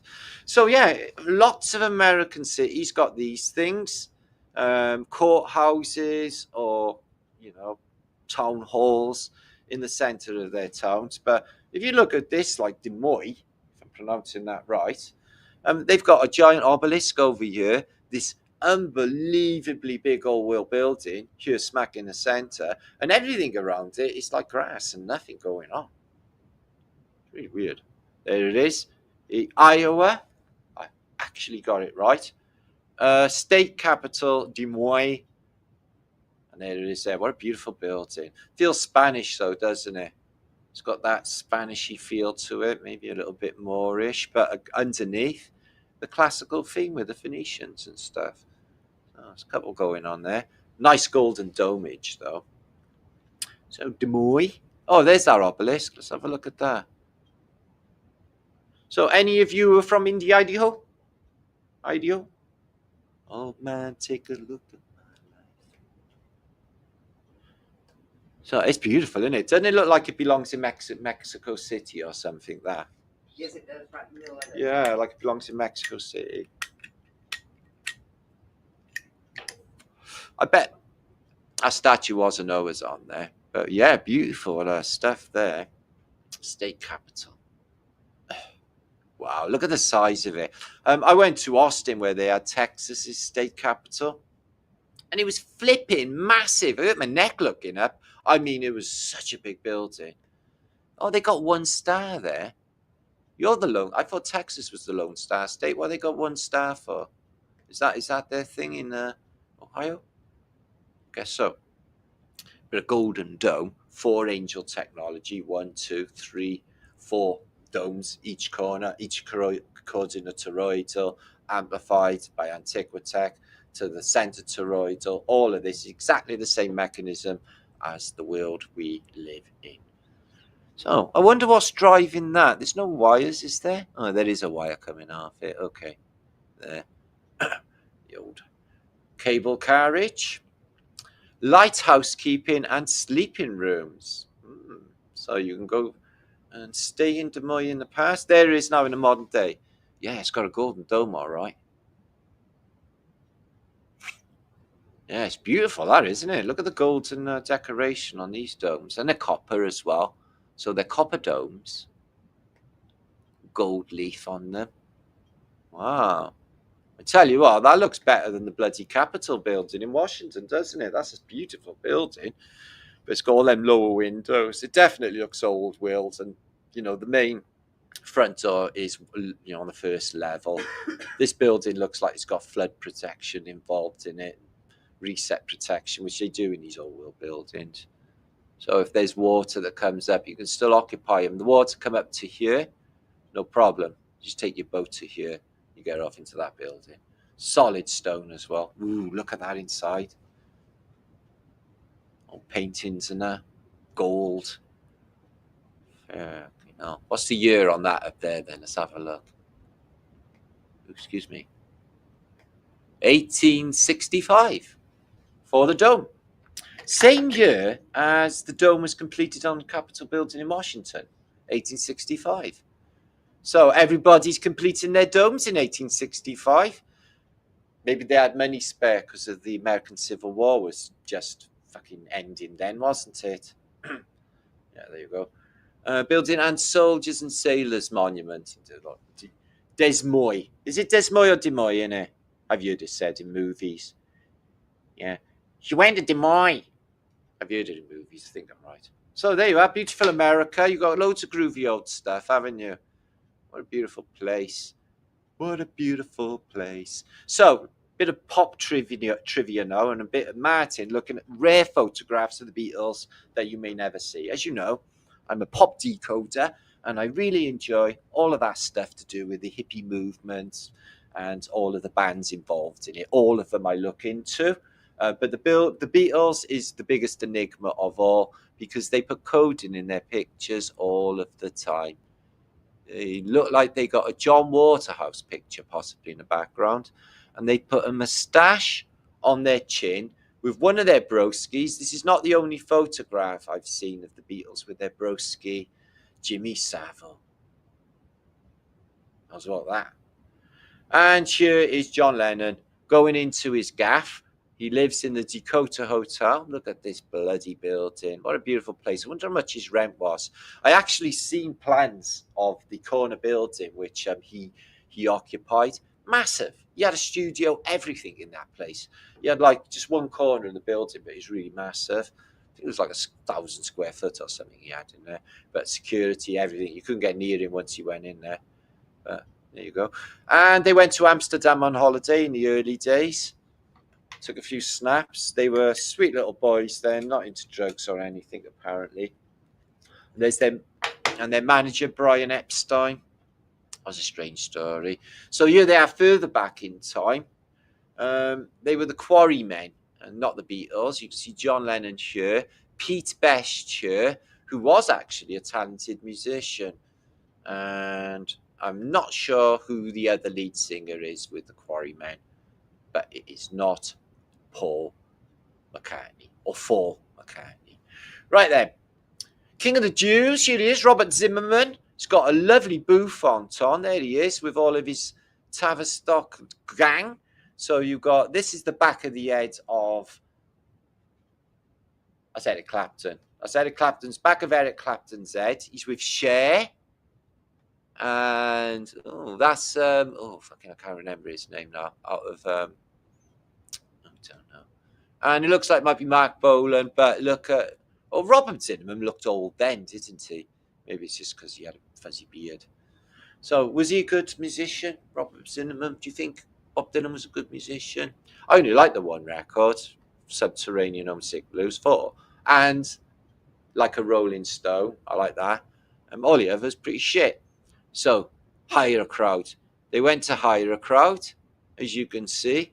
All of the women screaming as they turn up at JFK Airport. And there's the Beatles with all of their wives. And there's Cynthia, soon to be booted out. He's going to pack her in because he's going off with some Japanese woman. And as you can see, the face of Ringo Starr has aged maybe 80 years on that journey there. They were like slaves on the American tour. Now, lay long. So John Lennon, his wife, said, "I think it's best if you go off with a young Japanese girl. Her name is this," and she sent him over, and he went off and had a relationship with this young Japanese girl for a year at the bequest of his handler wife thing, Yoko. Oh no, isn't that weird? Fucking hell. In normal relationships, you get your bollocks chopped off. Now, here's the last photograph of John Lennon and George Harrison together because they both died. George, apparently of big disease, and him, apparently of the loony bullet. And I think they're having an intimate moment, or John maybe sniffing George. George, you smell like something in the way you move. George, you smell like something in the way you move. So they're not in the Illuminati. Here's Paul McCartney. God, he's rubbish. And he actually thinks he got a case of self-importance.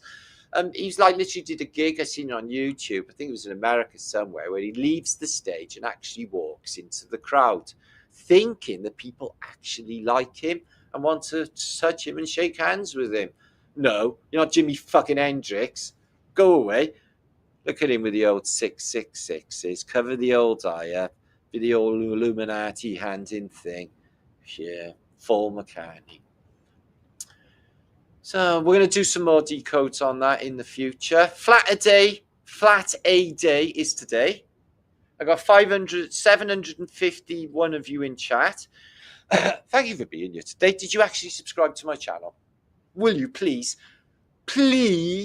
subscribe to my channel so I can check out my subs later and go, fuck me, I have 70,000 subs. Is that a lot? I don't even know. I might be a little channel. I don't even know anymore.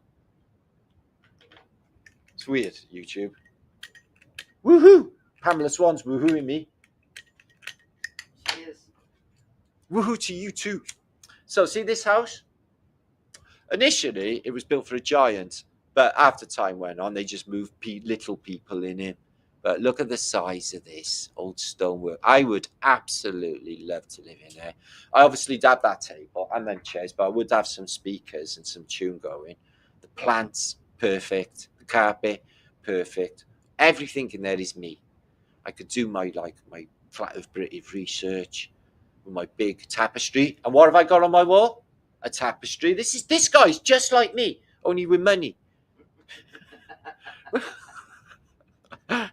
Isn't he though? Yeah. What's that red bird in the sky with flames and stuff? And look at that old architecture. But I love tapestries. They're so creative. It's like life. Life is like a tapestry. You only see the threads at the back of the tapestry. You never see the fuller picture. You never will either. Because you're not meant to, guys. Because if you knew the truth, it'd blow your fucking head off about what this place is. Nobody wants to know they're in Tron, do they? So this is the flag of my country, which is Wales, which is not England. It is Wales. It's a completely separate place, but it is in Great Britain. So flat of British, rightly speaking. This is apparently the griffin, so they say, of Tartaria. Which came first, the chicken or the egg? Some people think, oh, right. Well, that would mean that the Welsh are Tartarians. Okay, not the other way around. Then the oldest civilization with the oldest language on Earth. Then, is it? So I think it's probably the case that the Tartarians were the Welsh as well. Because we have the same fucking flag. And we proceed to Taria, and we have the oldest language, one of the oldest speaking languages left on Earth, Welsh. This is the crown of a Welsh king. Unfortunately, it's in a Manchester, I believe, museum. Wales has bequested to have their king's crown. Welsh king. It was for crowning of the bards in Eisteddfod. It's a very important ceremonial crown encrusted with jewels, and it has been worn by kings of Wales for many years. And they have now taken it in the museum, and they won't give it back. They keep doing this. I'm guessing the Greeks want their Elgin marbles back. It's that old thing. But Wales is the land of kings. All of the old kings of this world, they don't mention it in English history, but Wales was the land of kings and princes. King, Llewellyn and King Owain Glyndŵr and all of these Welsh kings, which are all buried on the hills just north of me here, which Ross Broadstock, awesome Ross Broadstock, Rossiter sausage, went to before he passed, which was awesome guy he was. So I'll be looking much more into Wilson and Blackhead, but it's one of those subjects that I don't think they really want to talk about. Definitely. Here's a world map. It's a bit interesting, isn't it? California is not an island. There is a large island off of it. I don't know what that is. No Great Lakes, I've noticed. Not really new. But all of this area here to the borders of the Caucasus here in the south up to just up there in Russia. All of this here, including China, all the way down is Tartaria. So all of that bit in Magdalena land, or what they call Antarctica, is also yellow. The yellow line continues, see, all the way down there and all the way down there. So was all of this down here Tartaria too, and this bit Greenland too, and Iceland too, and this bit, and over here as well. Tartaria was only a hop, skip, and jump away from Alaska. And Alaska was bought of whalers, wasn't it? It was, Russian whalers sold Alaska to America. This is an unusual image as well, because what happened, right, is a bomb came through the church roof and it bursted it open, but did no damage in the church. No, my mind's not registering how that even happened, guys. It's almost like somebody just thumped it through, big fist, broke it. And if that's a bomb, I don't know what happened. So, knobbly bits. These, guys, they say it's a griffin, genteel. They say it's a griffin, but it looks like a dragon to me. And it's exactly the same as a Welsh dragon. I can feel Santana's present. Oh, I got a black magic woman. I got a black magic woman.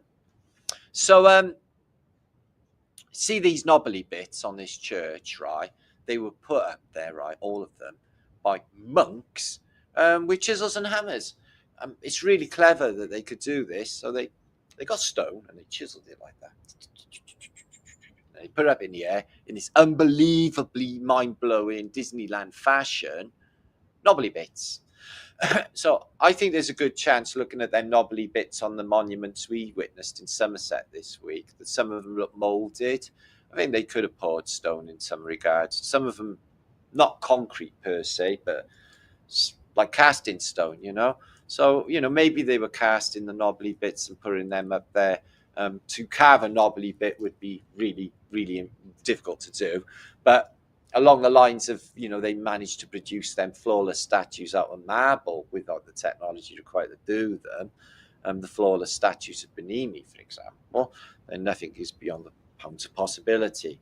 But these chi amplifiers, rolling chi, amplifying it up and up and up, and so they're always the highest point as well. It's no more static potential up there, more usable charge.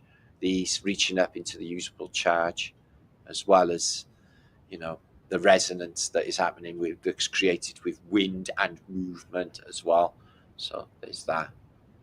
Okay, So apparently the Knights Templar, they look like this. They had crosses on, but apparently in the caption they said these are the Knights Templars. Apparently they were very nice boys, but they did this to monks. Apparently they just, oh no, this is the Knights Templar in the pit getting burnt. Okay, I got the wrong way around. So they fucking killed them, made them burn. So knobbly bits. Seem like nice boys though. So what did people do in churches in the past? They went in and they moseyed around. Look at the size of this, whatever it is for a king, esophagus. People are praying at a king. So people are just hanging out, like this guy here. He's a big guy, isn't he? Just hanging out, watching the people and sitting in this with the organs probably going. So yeah, a cop with chisels. They did that in the Dark Ages.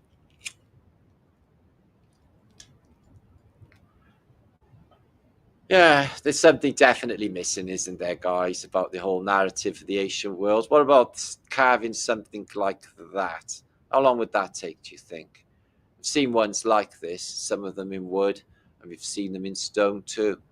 But this one is wafer thin bits of wood. And the whole thing, I bet it all smells beautiful, but oh my God, look at that thing. That's in Mexico City. And an old Phoenician Bacchus, which is a very unusual little tash, but he's got a cat living in his mouth. It's a pretty cat, which we love. So let's have a look at Mary Magdalene now. What's she up to? So this one's not Hairy Mary. This is the other. This is a Mary. She's having Tauruses put into her hair. So braids and Tauruses, and there are people to do it for you back then. Just don't guess you do it for yourself. I don't know. Would increase chi energy, thought, well-being. But what do they do in modern day? Cut your hair. First thing you go into a concentration camp, they cut your hair off. Go into the army, they cut your hair off. Any organization, really, they cut your hair off. And a new job. Sorry, we don't employ long-haired people. You got to cut your hair. So jobs and all of it, you got to cut your hair. And wear a dog collar as well. So yeah, because it cuts out that antenna. Our heads are antennas. You recalibrate your head. That's what tinnitus is. It's your mind or your ear recalibrating to shifts in electromagnetics, and then you get tinnitus, which happens naturally anyway. Comes through in waves. Can't see it. It's radio waves as well. So yeah, this looks like something that I'm not going to repeat because YouTube, but it's actually where Mary Magdalena lives. That's her house. That's her front door. See your front door? Go knock. Maybe. The devil, he bought himself a blow at Jesus to take home. Well, he's the devil after all, and nobody's going to frown upon that, are they? I'm not sure what's happening here, guys, but apparently the devil's carrying Jesus. There's no legs. Maybe. I'm not going to say. Anybody? I don't know. So Egypt looked bloody lovely in the past. I'm guessing before all of the crisp packets and all the junk around the pyramids and all the wreckeries lately. Look at the colour they have there on these beautiful things called plants. Is that all there is? That must be a tributary of the Nile. It's the biggest river in the world. I don't think that's as wide. I think that must be an irrigation ditch. I can't imagine that being they got water buffaloes. That'd be nice to have a water buffalo, wouldn't it? If you had a house. Here's the Manitou. What does the Manitou do with his day? And how has he got a head like a bull? Is he happy about it? Taurus? He's the Taurus. He's the Taur. He's the toroidal in the center of the maze. The maze, that is your mind. Yeah? And you got a club, so you go bashing your way through your consciousness, hitting everything that makes no sense because you're in the dark, going, wow, what is this shit? Whack. What is this shit? Whack. Ow, that hurt. Oh, it all came back to me. I'm going to throw a knife. Boom, it hit the wall, stuck back in my head. I've got to stop doing it for your whole life until you get the message that, oh shit, that was you doing that. Stop throwing them things. Stop being so angry at everything. It's not about you. It's going to happen without you or with you. There's another way to change the world, guys. Just being clever, not screaming and fucking shouting at them. You gotta get loads of numbers together, and we all gotta set our minds together in a clear way of thinking without them, and they just completely lose control of the whole fucking game, guys. It's as simple as that. So they had beautiful, can you imagine ancient Egypt, right? All that beautiful Egyptian music, you know? Ding, ding, ding, ding, ding, ding, ding, ding, ding, ding, ding, ding, ding. And they had beautiful acrobats doing acrobatics in Egyptian days. Topless. It must have been absolutely fucking awesome back then. I'm not sure what's going on there. It's like a day trip of some sort. I think there might be something else going on. I don't talk about it, though. You didn't see that, did you? Good. Okay. Now, Venus, yeah, according to the song by that 60s band, okay, is a hot chick. And in a lot of the paintings as well, you see her coming out of a shell, and she looks like a hot chick. Venus de Milo, although she's got no arms, is a hot chick. But that's not true, because when you look into all the Venuses that have been found, okay, she's a salad dodger. I shit you not. Take a look. Venus of Willendorf, Austria, apparently 24,000 fucking years old, is a big fat blob. Also, this one here, salad dodger. Look at this, ladass. Venus here, Venus here, Venus here, Venus Brassophope. Might be a bit more. No, it's fine. This one, Venus, Russian Venus, 16,000 years old. They just call any old woman Venus. Does it say, my name is Venus? No, it's just a woman. How can they even just say that it's the goddess Venus? And what's 16,000 BCE? You're having a giraffe, mate. That ain't even a thing. Stop it. This is the Jolly Roger. This is a 18th century pirate flag, which was used by the British pirates in the Caribbean. It's called the Jolly Roger. If you put this up, the rule is we go on your ship, we take all your stuff, okay, and then later on, you can hold us up and take it all back and forth, back and forth, back and forth. Now, the Jolly Roger is skull and crossbones. So the pirates of them are like Tavistock pirates. They work for East India Company, British government, and they give over a percentage of them looting to the government. So there were unsanctioned pirates that didn't work for the government as shills. And it's, all of this sort of narrative been going on forever, guys. The Jolly Roger is an official skull and crossbones Freemasonic pirate, which works for the man and robs ships. And then the other pirates, they get the blame. So you get to kill them. Does it make sense? These are Tibetans. I met a Nepalese people, and they got a little bit of Antiquated going on there. Look, so I'm not sure what they're up to. I couldn't even make it up. I think they're dressed as something that they've seen in the past. But we met a Nepalese person who was very, very nice in Glastonbury. I bought a T-shirt off him, and he can't go home because there's no significant airport in Kathmandu, and it's like 5 days in a van. So there's that.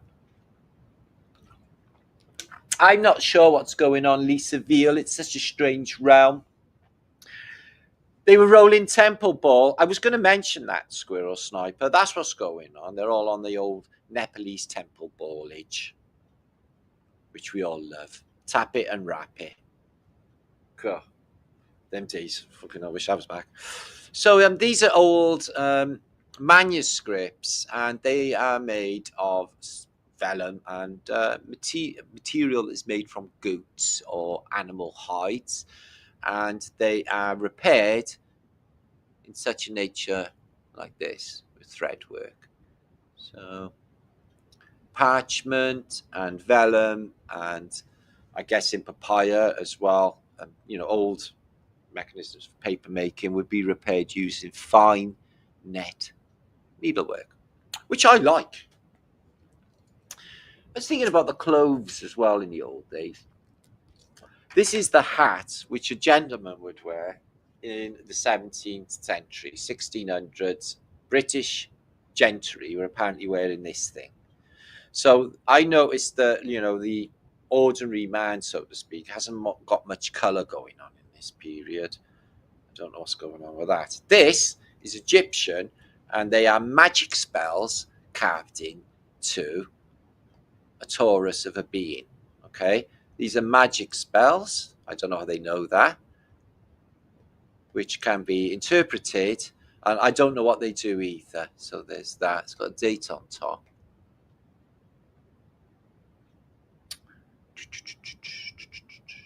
Well, that's a 2, that's a 0. I don't know what that is. Don't know what that is. It could be upside down, and it could say 1269. I don't know. So I don't know what stone it's made out of. It's like a black stone, obsidian maybe. No, it'd be too hard to chip. I don't know. These were found they would belonged to a Scythian woman. Scythian woman of the old world had grounding shoes. So they knew about grounding. They knew about, well-being. She had them fitted into her shoes in the ancient world. That's the Scythians.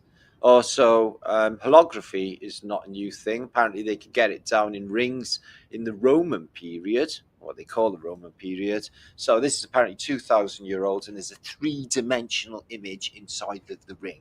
So they can manage holography, and this is not the only example I've seen of ancient world holography either. So they're thinking it, they're conceiving it. How? Why? Because that technology, to my mind, is around. There's the devil pissing off at one of the churches. I bet that happened often. I'm having that. It looks shiny. And there's the vicars. Oi, give us that fucking church back. You're having a giraffe, mate. It's mine. This is, I don't know, but why are there so many cryptids of half dogs, half man things? Imagine that walking up to you. Oi, mate, can you lend us £5? So, sorry, mate. Here's a Delphi. She is a metamorphosis of Delphi in the poem of Ovid, and they've carved it out of a red stone. I've shown you this image with Bernini sculptures, but this is gold, leaf and gold. And I'll show what the red stone is, but absolutely fantastical piece, ancient. So that you just imagine chipping away on this year without breaking it with a hammer and chisel. Just beyond me. So we got 757. Make sure to subscribe. Please share this out. I'm sure it's way shareable, guys. I've hardly said anything.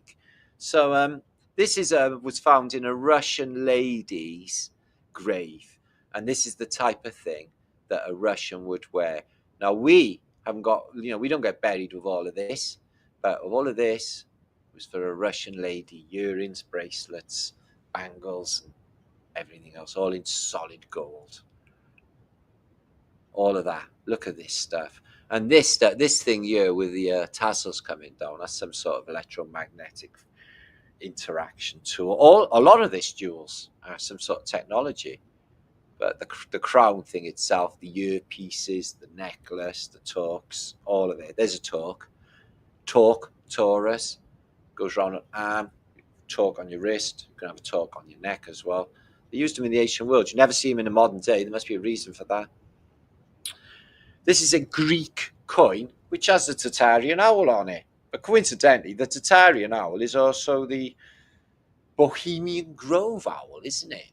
They got an owl too. And the Masons, all their stuff's covered in owls. They have an owl building, don't they, as well? So the Greeks also have a Tatarian owl. And it is an owl facing the same way as the Tatarian owl as well, weirdly. I wonder why that is. Look at this beautiful Asian piece. This one's from 1800s though. And you can see the diamonds encrusted, and he's got like glasses as well. Gold that will last forever and ever. I'm not sure what it is. I think it's for keeping food in. But if that plate and that crab came over and I opened it up and there was steaming hot, yummy food in it, I would be a very, very, very happy man. I would be very happy with my crab, my plate, and my food. Isn't that make your food more appetizing instead of bringing it over on newspaper, although that is very nice. So in the olden days, dragons used to sneak in bed with the wife. This is a true story. Look. So he comes home and he's like, what's that sound? And he looks through the window and she's tucked up in bed with a freaking dragon. I'm wearing your Mars pearl earrings, Matt. Are you? There's another pair here somewhere. Lost ones.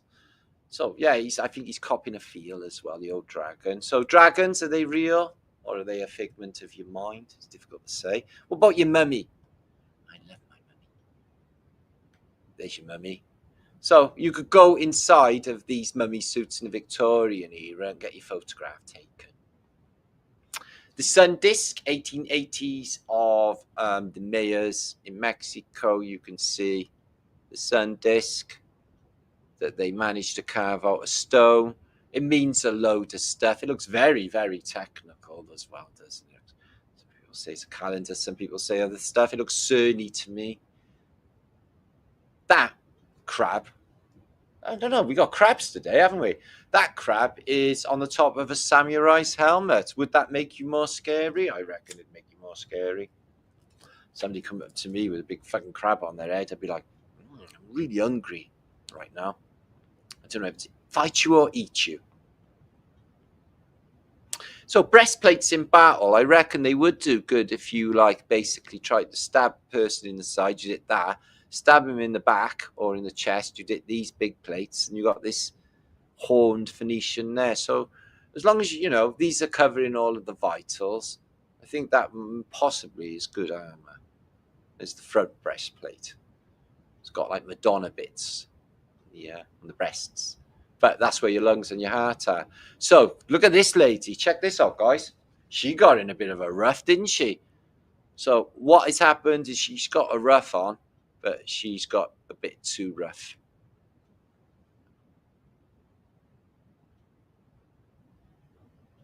An head looks like a fruit salad, doesn't it? Looks like you can eat a head. So I don't know why she would do such a thing with a ruff. This is called a ruff. Too many flies. Yeah, it might be. Muzzle. Well, you think she's rabbited a lot to you, Skywalker? Could be. Okay. Peekaboo! Isn't she probably pretty? Why would this woman do that? I don't know. Maybe it's a strange sex cult or something. Who even knows? But clothes of the past, who even knows? Look, that's silk. I haven't got anything silk anymore. Lost it. What about the old... Check this here too. We used to call this a basin head cut when I was a kid. So you stick a basin on your head and cut around the edges. Yeah. It's called, and we used to call them, oh, give me a name for this haircut, somebody. No, he's not blind. He can see nobody. He just can't see at the moment because his fucking hair's in the way. And why you would do that, I don't know. It doesn't matter. Ask Cousin It. He manages. He's got hair over his face. So, apparently this is a Byzantine, but a Byzantine priest who looks like a chick because it is a chick. I think that they had a ruling class of elite clergy and they weren't always male. I've seen evidence for this in Rome anyway. So she's a saint. She looks like she's clergy with the crosses as well. And she's a chick with massive big eyes. So there's that. Yeah, I think that they didn't want them in control in any way, women. And, they just it's a man's world because women get in a bad mood when they're having periods and press the button and nuke us all. So there's that. So I'm not sure whether they're covering up a murder of a Bellini here or that this is how you get rid of dead people. Or this could be a woman with blonde hair. So this could be the perfect crime, actually. She was annoying. We put her in the lake and the fish ate her and there's nothing left except for fish shit. But they couldn't eat the skeleton, could they? So it wouldn't be the perfect crime. Or this is just how you get rid of dead bodies. Maybe I'm just reading too much into it. I don't know. Do you know Jesus on the crucifixion? It's bad, wasn't it? He actually had the death of 1,000 cuts. They don't mention that to you, though, guys. So I thought he got crucified. No, man, it was death of 1,000 cuts. They actually used a bit of paper to do it as well. Paper! Totally cruel, that is, isn't it? That's what they do, though. Here is an Aztec, or an Inca, or a Mesoamerican. Let's just put it that way, okay? And he has just been watching Judge Dredd movie, and he's fashioned himself a Judge Dredd helmet out of clay. So, yeah, he's Mesoamerican. What is he doing with a stormtrooper helmet? Anybody? Yeah, it's futuristic, isn't it? Oh, let's have a look at Jesus. He's crying. He's got a thorn sticking right through his fucking eye there. Ooh, they was horrible to him, wasn't they? But it was all right in the end, because basically everyone has Easter eggs. This is, and he was born again as well. It all came back as well. So don't cry. Cry for me, itchy finger. The truth is, you've always itched me all through my wild days. This is a fractal, beautiful Fibonacci here going on. And look at this when you mag down. This is actually contemporary. It's not ancient. I think it was like 1920s, but it's like Mandelbrot set. But Mandelbrot set actually didn't get brought out till C. Clarke in like the 1950s or 60s when he first mentioned it. And no, I think in the 80s when he first showed you the Mandelbrot set on a computer program that he did. This precedes that, and it's a Mandelbrot set. So there's that. Wonder if we've seen something like that and then wrote the program. Okay. Ooh, Camille Flammarion, we love him. This is a very, very colourful version of the old Flammarion picture. But you notice how beautiful flat plain in the background? All little towns going on that are flooded on little islands. I wonder if these are Glastonbury. One of them. So I reckon after Noah's flood, I reckon a lot of Britain was like just little islands and stuff. And everyone was sailing everywhere in boats. Okay, 770 of you. Did you actually share this out? Please share this out. Get more people over here. Get more of a gang over here. There's a lot of people sat there picking their nose, nothing to do, looking through YouTube and going, I want to feel good. And then it could come over here and feel good. They might not want to feel good. That'd be tough shit then, won't it? This is Romulus and Remus. They look like chicks, by the way, because if you have a look at Romulus and Remus on this old Romano coin, Romulus definitely seems to have a pair of breasties, and this one too. I don't know if Romulus and Remus were suckled by a female wolf, were actually doodages, according to this coin. Look at the big bum. Big bum. Does that even look like, look, big booty, big booty. Nah, Romulus and Remus do not. That one doesn't look like a dude to me at all. These are absolutely fantastic. These are leaves carved out of jade and amethyst grapes from the ancient world. Very back of sight, I know, but wow, look at the effort made in that, guys. Hammersmith. So yeah, in Glastonbury, you see chunks of like geodes of crystal, and they're like asking like thousands and thousands of pounds for them. It's absolutely unbelievable the amount of money they're charging for fucking crystals. Hundreds of pounds for ones this big. It's just nuts. The money they earn on all this new age stuff. Absolutely amazing business model. So yeah, in the past, you could fly around on a fish because we were all in water. I think this thing was a water medium. We could have been breathing water, which is why we got fins here. Look at me, man from Atlantis. Yeah? I think we could have been living in a liquid medium and flying around. And the buildings were underwater, so we didn't need the stairs or anything. We didn't need toilets because we were pooing into the water like fish do. Maybe. So the Queen went to see a giant, guys. There was a giant in the British Museum. The Queen went to see it. You know, oh, he's a whopper, isn't he? I like the Queen. I miss the Queen now she's gone. Come back, Queenie. All is forgiven. Not. So, these are my shorts this week. They did very, very well, my mini shorts of my little vacation. I went on to look and do some inner work and research and find out amazing things about Glastonbury. This I posted yesterday of an Iron Age hill fort, or the day before, and my beautiful, unbelievably kind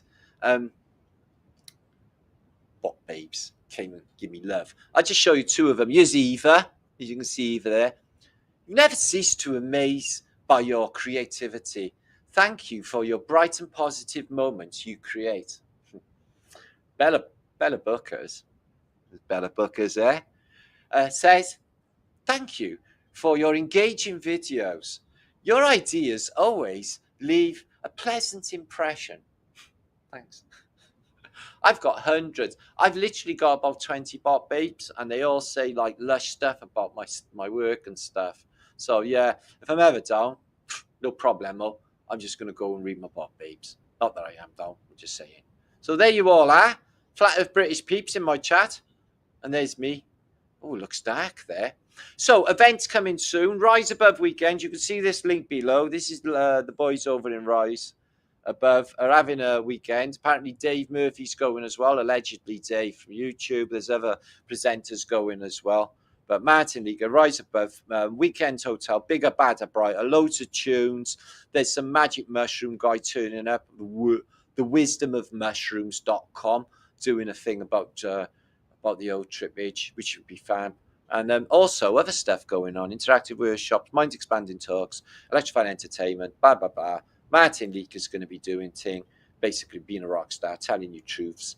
Drop your name, Truzio, and stuff like that. So that is linked below. There's plenty more coming up as well in Flat Earth British land very, very soon.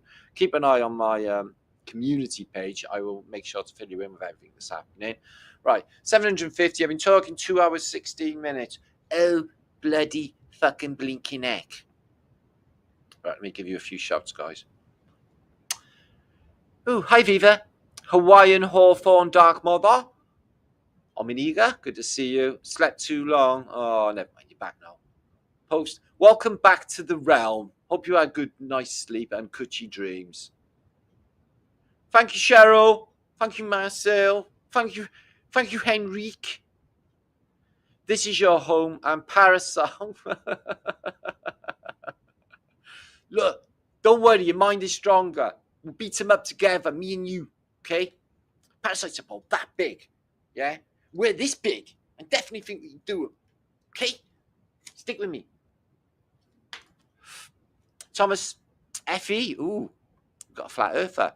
Yeah, that one child policy was just a fucking stupid. You think happened a 50% fake population. The Thanos, well, they got rid of the guy, just got Judge Guidestones. They said that the fear wasn't it? It's they're depopulating. They're going to kill everybody. They only want 500 million people. Yeah, because that's probably all there fucking is anyway. Or maybe 1 billion. I don't think there's nowhere near what they're saying, guys. Listen, there's loads less people than when I was younger. The censuses are talking bollocks. I've been here ages, and I've seen the change. There's less people, not more. Something's happened, guys. Glad to hear you barefoot and earthing, Bob, my brother. I tell you what, it was awesome. I felt awesome. Just walking on the grass. Now I'm like, like a proper outdoorsy person. I can like stand on grass without getting my feet stung to shit of stinging nettles. Yeah. But Bob, right? I looked down and nature supplied me with a dock leaf, which was right by there. And I rubbed the dock leaf in my wound and it was all over with. Because nature, yeah, is such a kind thing. It's like if you go in nature abusing it, like, fucking dropping litter and all of that, nature's going to fuck you up. You're going to get stung on the eye by a wasp. You're going to step in cow shit. You're going to get bugged to fuck by nature for just being shit in nature. But if you go into nature, right, with groovy vibes, yeah, looking at the trees, noticing what they wondering what they are and noticing how beautiful they are, and you are them and they are you, and there's no separation between you and nature. Getting connected, getting your feet on the ground and becoming part of nature, then nature's very kind. Very kind. It sends you beautiful butterflies that land on your nose. It sends you skipping horses that do love stuff in the water. It sends you blue skies and beautiful sunshine. It sends you all the good things in nature, if you're kind to nature, because nature is beautiful and kind. That's what I reckon anyway. So, follow the country code. Don't throw rubbish in the bloody countryside, please. Nothing makes me more mental. Clown shoe smashing it. Thank you, clown shoes. Keeping the vibration up, brother, in a world that doesn't want it. Yeah, it's tough shit. Because I'm telling you what, I'm going to fucking show the world how to love, because they forgot. Marticus is the bot babes Rizzler. Ali, I got loads of bot babes, bro.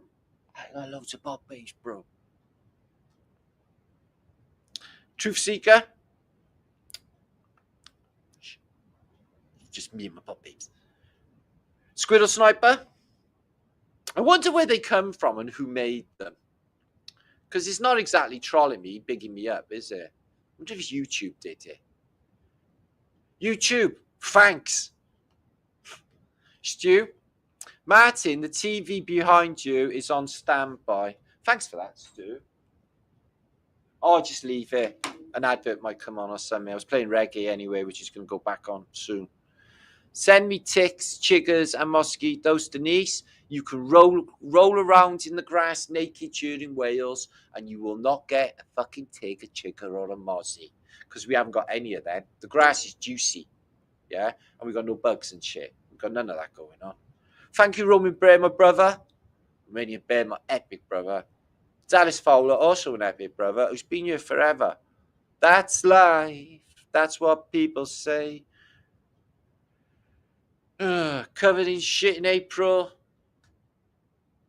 Feeling Irie in May. I don't think that's how the song goes, but it's along those lines. Yes, I know you're a big Victor fan, but did you see my Living Water video last week? Truth Seeker? It's the real thing, man. Skin Flames, what are you saying? Martin, hope you're well. Yes, I hope you're all well too. Come here to spread the love, vibration, bro, on a Flaterday night. It's what they love, innit? It's what I love, innit? Love it, peeps. I love it when Hugh shows up with good jokes at the beginning. It's such a tradition, and it just makes me feel groovy.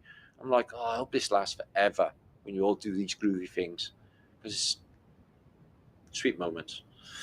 Dennis Woosley, great. Sounds great. Good.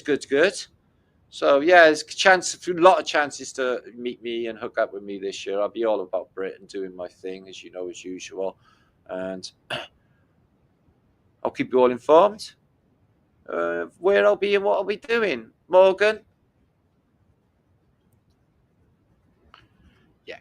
Well, what I'm going to say is I'm going to roll up now, guys, because we're coming up to 222. Beautiful minute there. 2244 it was. It's just say this, is that life's what you make it.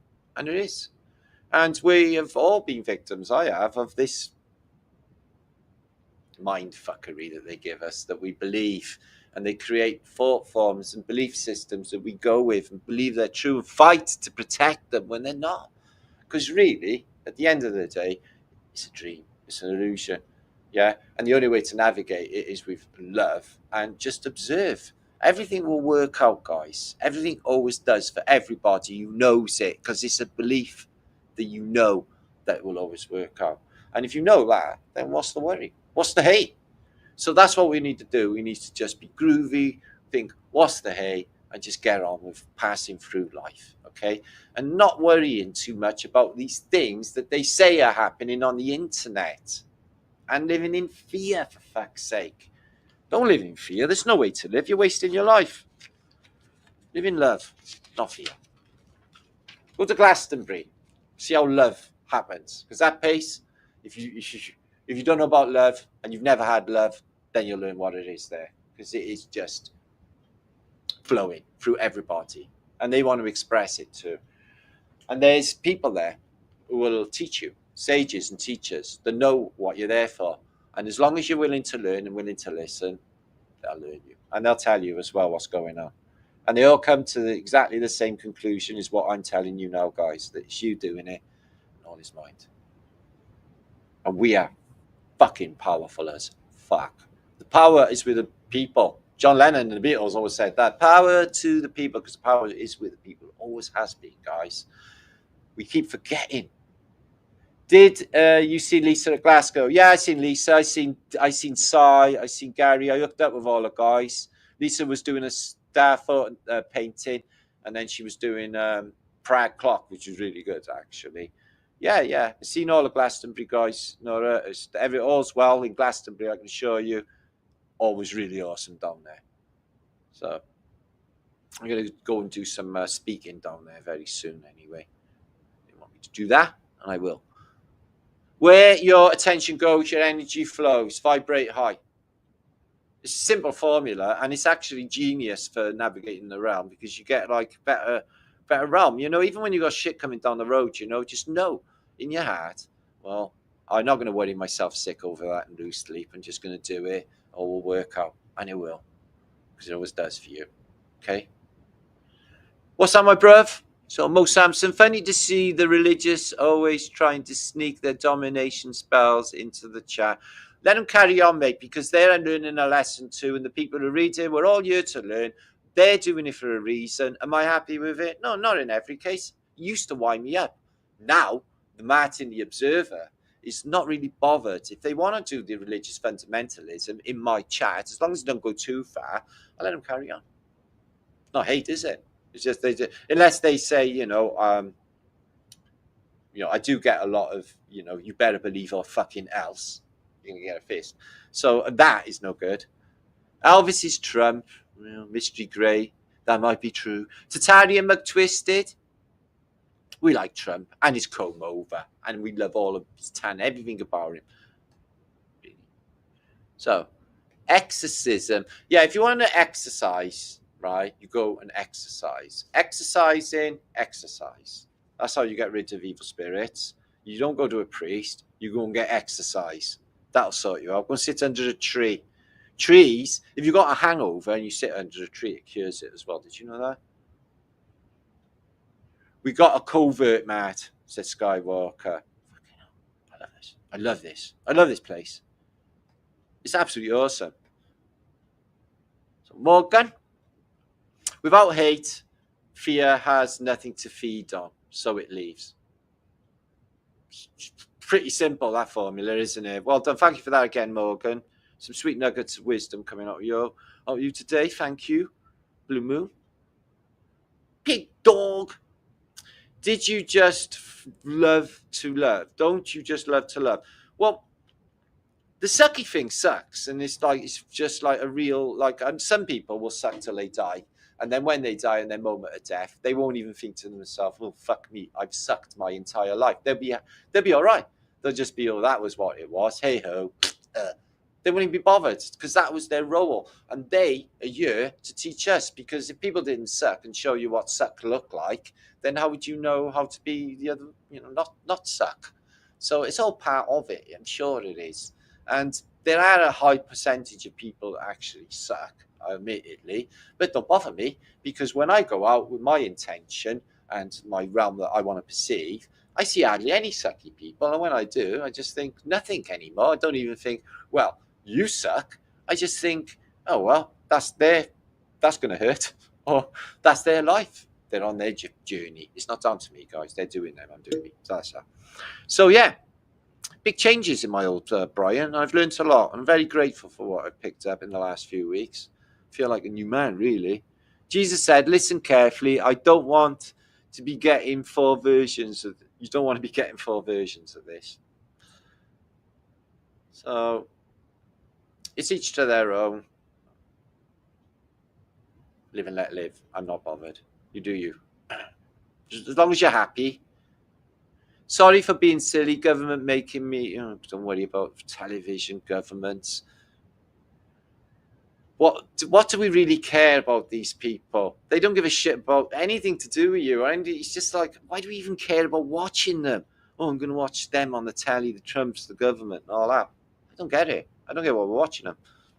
Henrique, if you're scared, you are more easily controlled. Simple.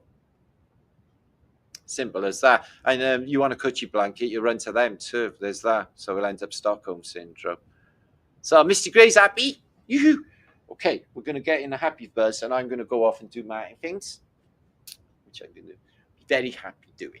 Okay. So, do you feel all happy and groovy?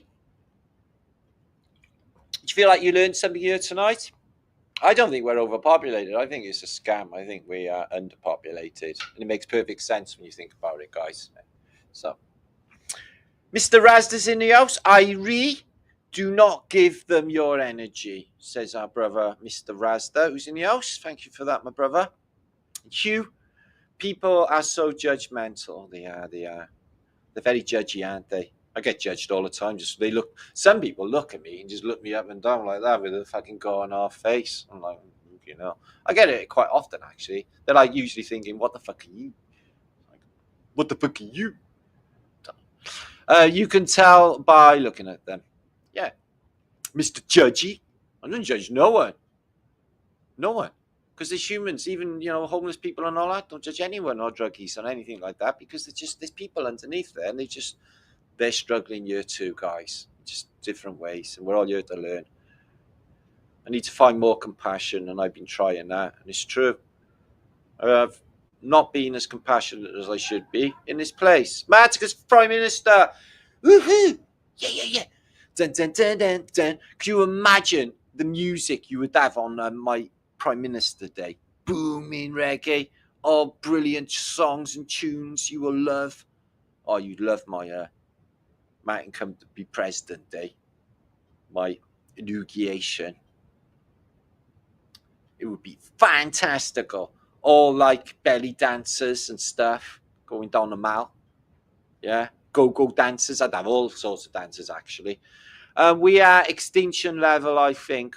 Well, we're not going to be here to worry about it anyway, Jan. So there's that. And you will come back.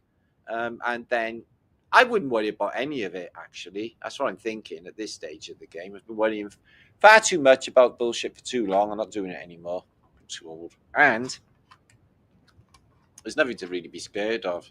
Still here. You made it this far, didn't you? How many arms and legs you got? There you go. How did you get this far? I know. How many thousands of miles have you travelled and drove? I know. Isn't it a fucking miracle? And here you are, listening to Flat British, all fucking loosey-goosey, and everything's fine, isn't it? So don't worry. Please. Oh, anyway, I'll just keep on with my love agenda, see how that goes down. There you are, Alice. Even that, even when you get sad narcissists and stuff, I know they can't feel love properly. I guess, and maybe they can. All they want is a hug, really, because it's about, it's all about their pain inside, isn't it? And it exhibits as abuse and stuff. They don't know how to deal with it. Different people just deal with this realm differently. Got a lot to learn. So, FEB rules, Tataria. Yeah, long live Tataria. Woohoo! Blue Moon. I need nothing and I am happy. You fucking nailed it then, haven't you, Blue Moon? Blue Moon B has nailed it. Many of us feel multi-skilled truly and have trust of knowledge to share. Oh, that's good. That is good, Morgan. I share our knowledge. That's what I do. Anyway, share my experience and my gained knowledge of my adventures in this life and what I have learned. I've learned a lot. We are Tutarian, says Debs. Okay, I'll tell you what we are. We are epic human beings, and we're going to continue to be into the future. And we're going to be beings of love and compassion, and not be scaredy cats and pussies, believing the man and being scared of it. Because it ain't fucking real, guys. It isn't. None of it. None of it. It's what you think it is. And they know that, and that's why they do it.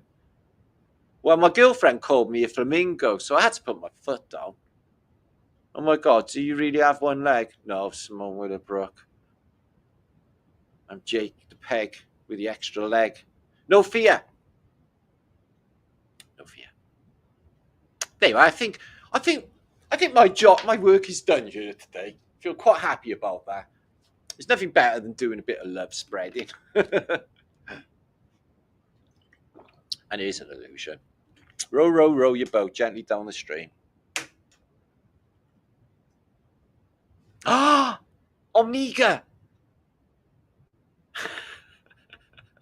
Thank you, Pamela Swan. Thank you, everybody. Thank you, Sue, who's waking past. Much love to you, Johnny. So, thanks for Flaterday, guys. Thanks for coming over, bringing vibration. Thanks for being happy and hanging around with me and doing the Flat Earth British thing. It means a lot. So make sure to subscribe. Get me up to 70 grand. 670 you watching. Awesome. Yeah, I'll be back in a day or two. I've got a couple of interviews coming up, guys, as well, which I'll be posting on this channel. Keep an eye out for them. And my brother, much love to you as well. Cheers, my brother. Cheers, Scott. Thanks for everything. Cheers, Stu. Cheers, Johnny. Cheers, Joy. Cheers, Hugh, from your awesome jokes. Jan. Cheryl Bailey, who's in the house. Who's literally in the house. Vibes. Rob Olov. And Blue Moon as well. Nostalgic he, as we say in Wales. Up the wooden hill to Bedfordshire. Well, actually, it's only daytime in America. Geraldine. That's a nice name. Geraldine. I had never met a Geraldine. I've never said that word before. That's the first time my lips have said Geraldine. Geraldine. Okay. Pamela. Baboom. Free Soul Hippie. Good to see you. And Simone Willowbrook. Wow, inspirational journey. I hope so. I've done an ego demolition, except for my fembots. Bring it up again, and then I sink back into I've destroyed my ego, because that's what it is. All of them times I go nutty and get my hair off and go bonkers when people say stuff like I used to be, oh you fucking globetard. I'm just nutty thoughts, Again, conditioning, again, control over my mind to react like when I should have well, that's about you. You do you. I don't give a fuck. I'm on my show.